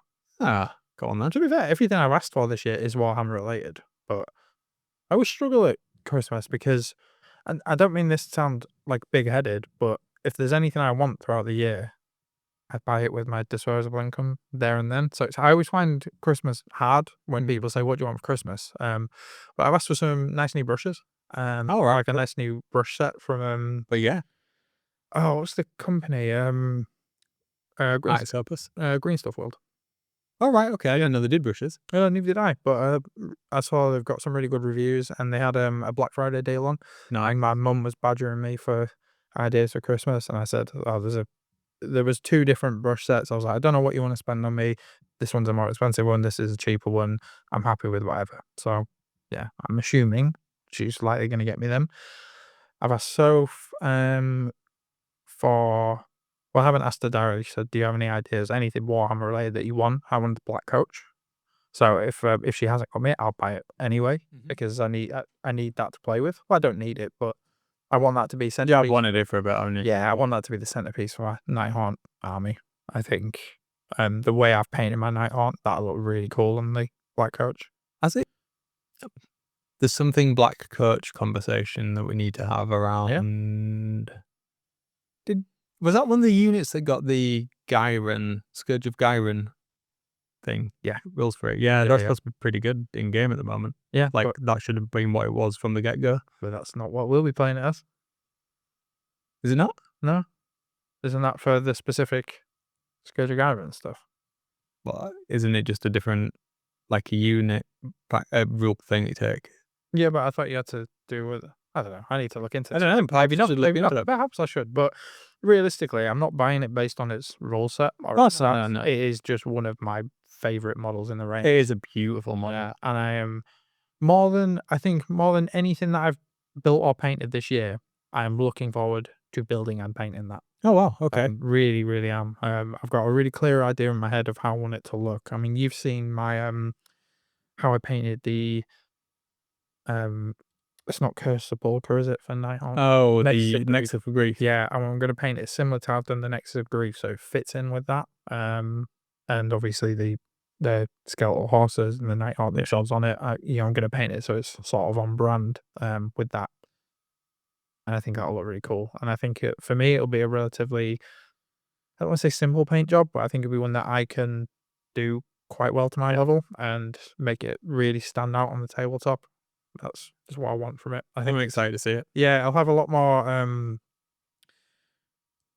emphasis. I want it to be a centerpiece. Yeah. And I think that I need to think of something lore-wise of what's in the coffin in the back. And I'm looking forward to thinking about something cool for that. I don't know if I'm going to do any conversions with it. I quite like it as it is, but I might do a couple of little small things here and there. I'm not decided on anything, but Can always make it all about the base.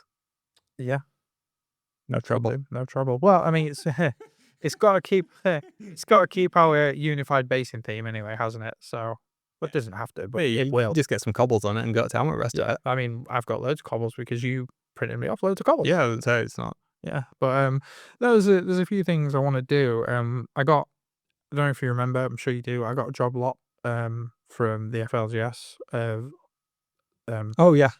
of Nighthawk stuff, and there was some stuff that I haven't really had to build to fit into my spearhead or into my army, so I could chop some bits up and have them coming out the ground. Is what I was thinking. Yeah, that's a good shout. Maybe some Nighthawk reaching out through the ground kind of thing. And I've got some gravestones and things like that, so I could have it somebody coming out the grave maybe. I definitely think you need to make a scenic base for it. Yeah, I think I want to put some effort into it, but I don't want to particularly detract from the model as long as it doesn't take away from what it is and that it goes alongside with it. But I think I can make that work, because if you think I've got the spirit hosts where obviously there's skeletons and graves on that, it should fit in nicely, I think. I think if you're going to use it as a centerpiece, as well as a gaming piece as well, the way that I always approach them is I like to elevate them. So I always kind of... Well, it is elevated, isn't it?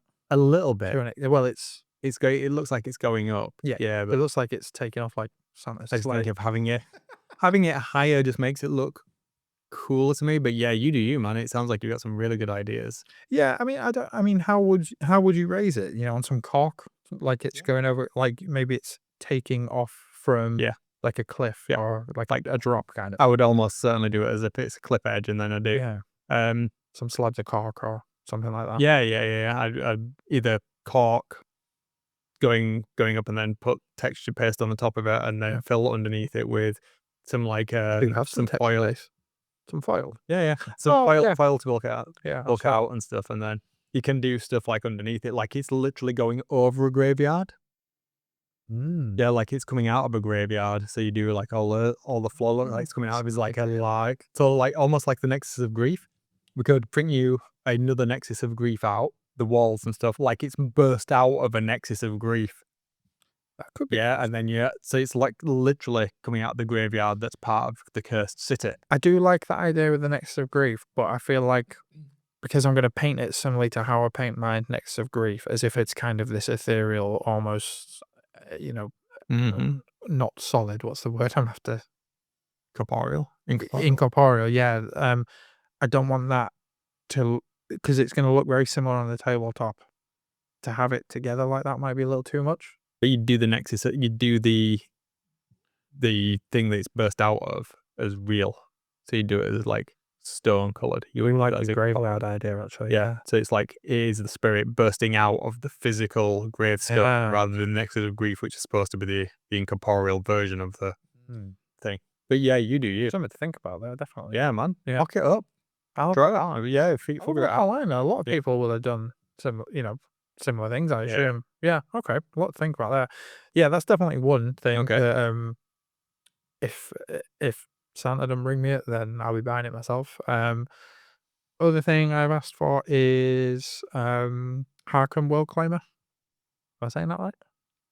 Harken the World. Oh, yeah. The guy with the spear.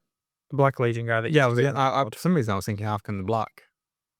Hang on, I might be saying Am I off my head? No, I think Harken.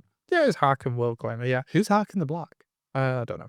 But Harken Worldclaimer is the Herald of the Apocalypse. He's the Black Legion guy with the jump pack and the spear. The spear, innit? He used to be a Night Lord. I'm gonna paint him up as a Night Lord. Take away the spear because I don't really like the spear. Fair. I've seen a few decent conversions online, relatively simple ones.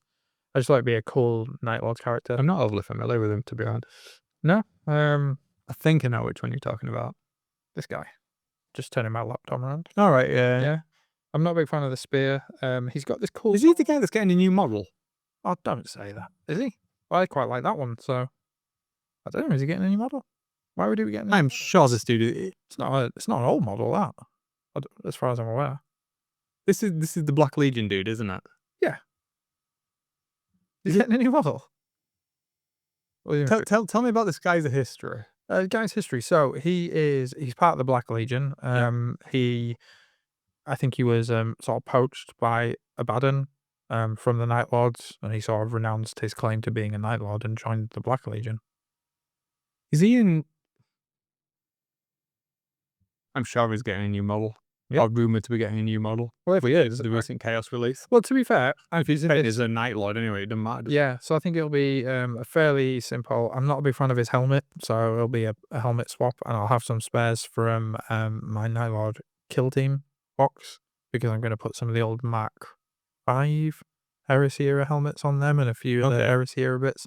So I'm going to have a few Night Lord specific bits, and yeah, I'm going to change that spear because I don't really get how that works. There might be a lore reason. I just don't really like how it looks and fits. But apart from that, he's quite clearly a Night Lord, isn't he?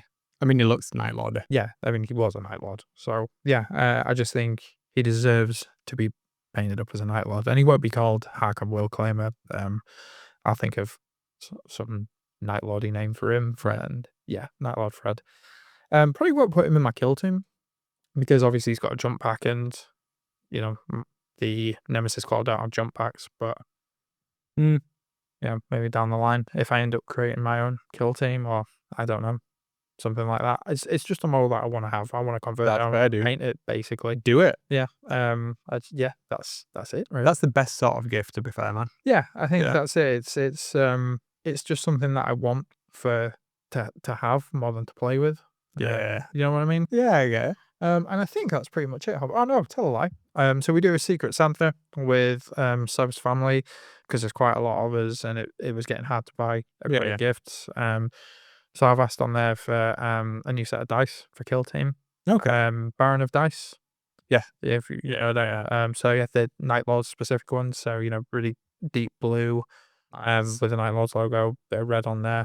For when we play Kill Team next year, and Night Lords Omnibus because I've read Soul Hunter and I know I've got the other two somewhere in this house or in the garage next to the house. Cannot find them for the life of me. So guarantee what will happen is I'll open that on Christmas Day and then I'll find them. Of course you will. Yeah, just salt law. Guaranteed. But that's what's on my list, Grotmas list. That's a good list. Yeah. So yeah, see what Santa brings. What do you think of the Christmas box set releases this year? Are you getting any? You're thinking, you're not obviously not getting any, but no, I'm not getting any. I mean, there's some. I really, really like the Krieg one. You know what I mean? You got the horse in it. You got like the dude on the horse. Yeah, and it's got the artillery is what I like most from it. Yes. Yeah. I just like Krieg. I think I know you're not a guard man, but I just think there's so much character in their models. I love it's almost got that old sort of World War I-esque feel with the gas masks, and they look so regal in the trench coats, even though they look grubby. I've got so much love for them. There's so much character in their models, and I'm glad to see them getting some love after a lot of years where it was sort of Forge World exclusives for the most part.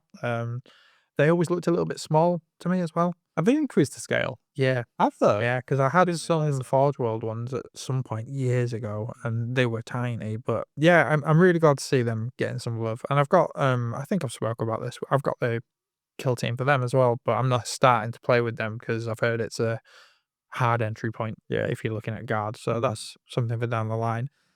And it means I've got time to paint them. They're all primed and everything, built and primed. I had to buy 2 boxes I didn't have to buy 2 boxes, but I bought 2 boxes when they were really hard to find, actually, because I wanted to make sure I could make every variation. Got you. Because I was reading that that's quite important when you're playing guard kill team to have, the different variations so you can pick your load out depending on, the circumstance or whatever. So yeah, they were fun to build as well. Really enjoyed building them.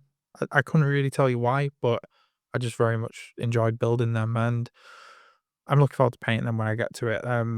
Again, maybe not even to play with them, just because I really like the Krieg novels. I just love that aesthetic. I always have, and they're going to be a cool one to test out some painting on, because I'm not going to paint them in the traditional Krieg paint scheme. We've talked about this I paint think, scheme yeah, before, yeah. yeah. So, gonna do maybe like a pink glow on some of the eye lenses and the plasma weapons. Do a really sort of grim dark black base on the armor, muddy base, not armor, but armor Yeah. and the cloaks and stuff. Keep it really dark, but have this pink glow from the plasma weapons and the eye lenses. Yeah, just a little bit different. Yeah, I'm looking forward to doing that. And I also got a 3D printed Krieg dog. Oh yeah, I Remember that yeah. dog with the gas mask? Because I love dogs, and that's it really. And once you had a gas mask in, boom. Exactly. He's got a little shovel on his back as well. No, but I could have put one on him because he's got a little sort of Batman utility belt. I think I have a little spare shovel. Oh mate, I've got hundreds from the Krieg sprue. Right? It gives you so many of them. So if you ever need shovels, I've got loads. Yeah, But, yeah, yeah, that would be the one I would go for if I was looking to play 40k. But we're not at this point in No. our hobby journeys anyway. But yeah, that'd be the one that I would go for. Yeah, that's yeah. fair. What about you? Any of them jump out to you? Honestly, no. No. None of them have really done it for us. What else did we get? Let me refresh my memory. We got a there's a troll one, isn't there? A troll and gits one. Yeah. And So there was an Empress Children one as well. yeah, not interested. No. I'm looking at these guys and I can't remember what they're called. Space Dwarfs. Help me out. Votan. Votan, yeah. There's a Votan one. The Tyranid one was quite good with the big Tyranid dudes. Yeah, That was right. interesting. That's probably what I would go with, to be honest. Yeah. There's the Tau one. No. Less said about that, the better. Iron Halo Strike Force, the Ultramarines one, or was it just a Space Marine one? That's Space Marine one in general, I think. And then there was the Chaos Space Marine one, which looks to me like they're just using up old stuff. It feels. I've heard that like that Chaos Rhino's on its way out, and that's showing its age a bit now. Is that the what? The actual Rhino tank or the Rhino Juggernaut? The Rhino tank. Yeah, I mean, it's a little bit underwhelming, that one. I'm not a big fan. It's strange because I like the Black Legion lore. Yeah. But when I see them on the tabletop, I don't know if it's the GW paint job. Just not. Oh, I tell you what, actually. One of the guys in our Discord is painting the Black Legion, isn't he? Yes. I can't remember his username. It's something to paint, isn't it? I'm sorry if you're listening. I know. I know exactly the model that you're talking about. Yeah, he's done such a really good job on them, hasn't he? Made them really sort of grimy and grim dark, almost like this oily base on them. Yeah, that's how I picture them. He's done such a good job on them. Sorry, I can't remember your username, but yeah, they're super good. And it looks very different to what you see on Warhammer Community, and yeah, they're just a bit too clean for me. Mm. And then the Krieg Siege platoon, where you've got the artillery, you've got the command box as well. I mean, the command squad. Oh yes, yeah. And I remember those. Yeah, and then your rank of Valkyries when that's what's in there. I think I'd definitely go with the Nids one, but I have yeah, arcing to paint some Nids. I think I can see you doing that. I knowing your style of painting, I could definitely imagine some Nids in that. I've seen a couple of the Nids that you've done that you've got in the cabinet in your living room, but I could imagine it with some of the more up-to-date sculpts, because one of them was a 3D print, right? That you've done. Yeah, that was the Screamer Killer Carnifex one. Yeah. So it looks better than the GW one.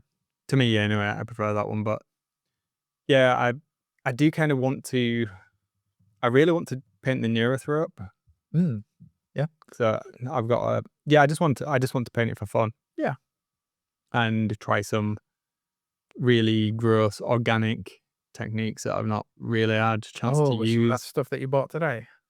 Oh no, Oh. no, just so there's a way of painting with super glue.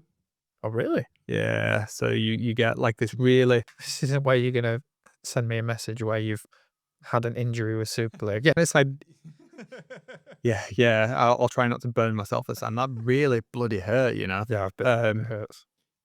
Yeah, so there's a way that you can use super glue to give kind of like this almost, it's like a gloss varnish look to it, but it's not that. It's kind of hard to differentiate, like to describe the difference, but Do you not get that frosty look no, that you no, get now? it's, I'll send you a link to what it looks like, Okay. but it's, you use it almost.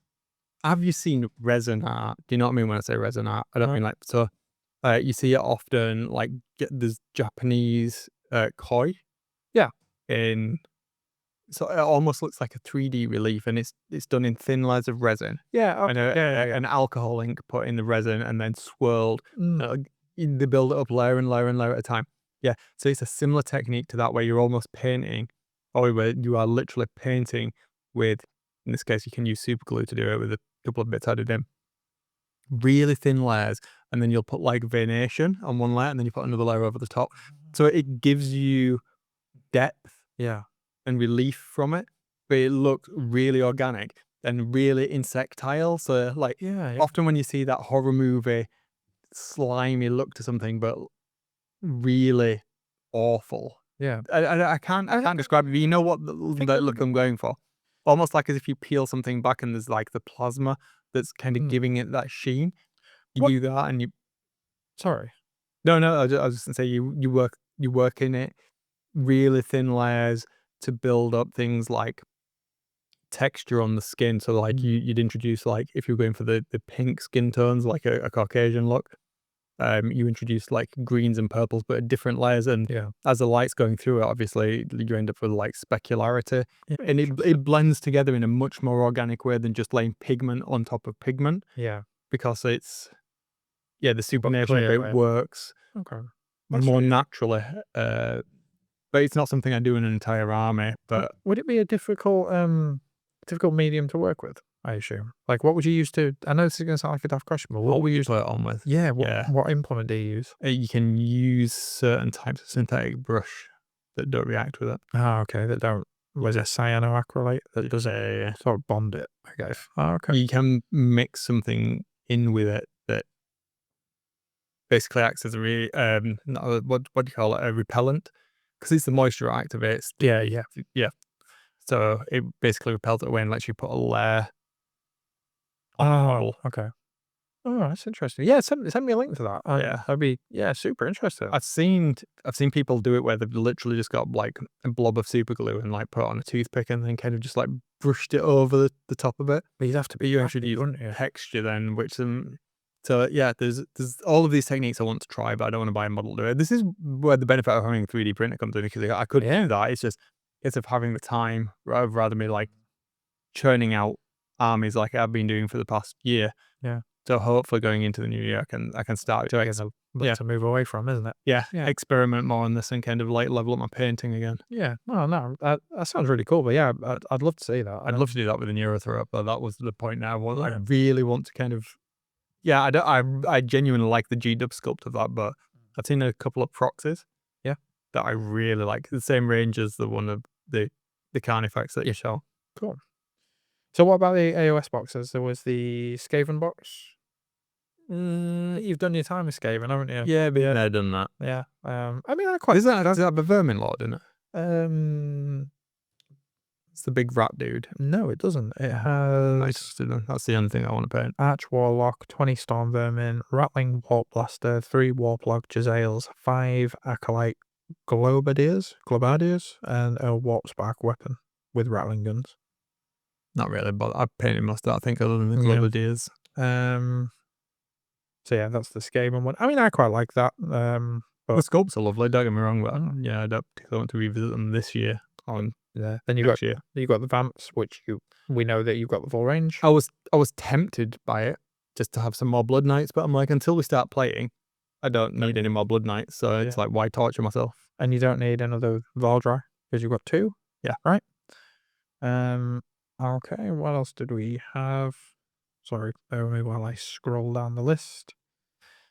There was the Trogs one that you mentioned. Yeah, I was kind of interested in that just to. There's a lot of character in that one as well. I like it. I did kind of wish that they'd expand on the sculpt a little bit more because it feels like the trolls. I did find another troll actually when I was looking for that. The Troggos have been around forever, haven't they? Yes, it was one of those I found. There's another one that I'd never seen before. I'm assuming it's a Forge World one. Okay. Is it a river troll? I don't know. Those are rock trolls, aren't they?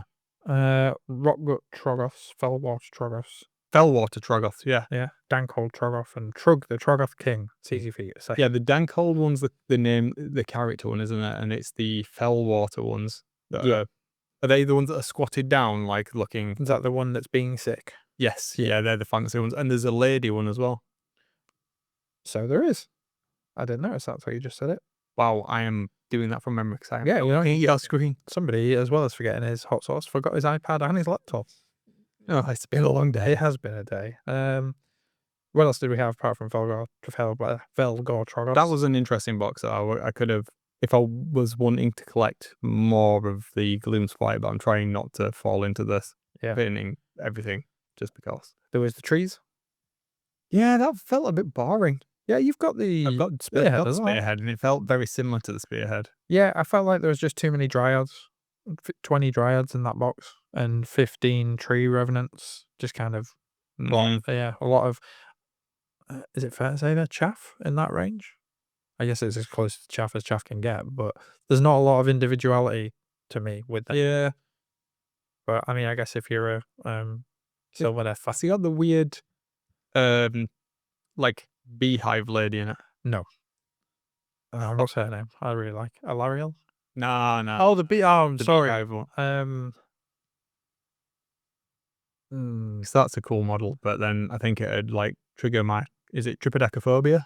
Something like the fear of the things with holes in. Yeah, Like crumpets. and I just taste it. All right. Is that the last one? Was there another one? No, that might be it, man. Yeah, I think that's your lot. I'm surprised they didn't do a Daughters of Cain one if they're gonna get rid of that range next year, or significantly overhaul it and hopefully move it to Chaos. Yeah. Oh, whichever faction, Destruction. Yeah. It'd be interesting to see. I know we're a year away. See what we get next year. But yeah. I think that's all the boxes, and that is pretty much what I've asked for our Christmas list. Warhammer-wise. Yeah, I don't think I think the only thing that I've asked for that I'm not getting that I should probably buy myself is the Kill Team rulebook. I'm still salty that I didn't buy that hardback one when I saw it in the FLGS. And I've got. Is yours a hardback one? Yeah. You sod. Yeah, well, good to read it. No, I don't want to read it. I want it. All right. Well, you can't have It it. needs to go on my shelf. You'll find it. I did I show you the codex I got? I did. I have bought, obviously, I bought some books this week. Which codex? I believe it is the Space Marine Codex from 2012, but it's got a cover that I couldn't find anywhere else. Oh, okay. No, It's got a white cover. I showed it to the chap at the FLGS earlier and said, "Have you ever seen it?" He's never come across it either. So I can't find it as a special edition for that specific print run, and I can't find any of the reference to it. But I'll have a butcher of the pot. I have never seen that. It's wonderful. That is really cool. That's the one I wanted with I showed you the timeline. Oh, you showed me that, yeah. But that's from the I didn't know it was a Space Marine card. Yeah, it's wonderful. Okay. And that artwork is beautiful. Show me that. Yeah, It's really nice, isn't it? Yeah, It's nice. You see what I mean about the Mark 7 helmet as well? yeah. Not having that curve on it, it just makes it look a little bit more aggressive. Yeah, I get it. I'm definitely there for it. So yeah, that was a nice purchase. But I would like the Kill Team manual. Yeah. Book. Maybe treat yourself. I've treated myself a lot recently. I probably shouldn't treat myself anymore. It won't be long to your birthday after Christmas, will it? I mean, that's a good point. Yeah. It feels like. When's your birthday, April? March. Not far off. It's yeah. I'll probably buy it before then if I see it. I keep looking online to see if I can find it cheap, second-hand anywhere. But Keep your eye on eBay. yeah, Vinted. Don't forget Vinted. I have been smashing both of those. That's where. Okay. If I ever £1.90 for that. Whole £1. £1.90. If I ever see it, I'll let you know. But Thanks to. yeah. Is there anything else that we've got to cover in this episode? I don't think so. We might have gone through everything, Will. I think so. Yeah, I think we just wanted to keep it pretty light this week after last week, and I think everyone's probably in the same boat, gearing up for Christmas. So we just wanted to have a bit of a different Christmas. Is this the last episode we're doing for Christmas? It is, isn't it? Oh, what date is it? Today's the 11th. 2 weeks today is Christmas Day. Yes. So we won't be releasing on Christmas Day, so it'll be after Christmas. It will. Yeah, our next episode will be a post-Christmas catch-up. It will, yeah. Oh, that's terrifying. It is. It's gone. Well, on that note, I hope everybody has a happy Christmas. Indeed. Yeah. Merry Christmas. Happy Sanguinala. Sanguinala. And we'll see you on the other one. Yeah, well, yeah. It will be 2026. Hang on. Well, this is probably... No, we'll have an episode... We'll have an episode before 2026. We'll have an episode between Christmas and New Year. Yeah, if we get a chance to record it. I'm sure we will. We'll see. We'll see. You'll be too busy painting everything on Christmas Day and Boxing Day. Not everything. Hey, you might just come round on Christmas Day evening. We'll do a recording. I'm sure the families won't mind. We'll get away with that one, will we? Ho, ho, ho. See ya. See you guys.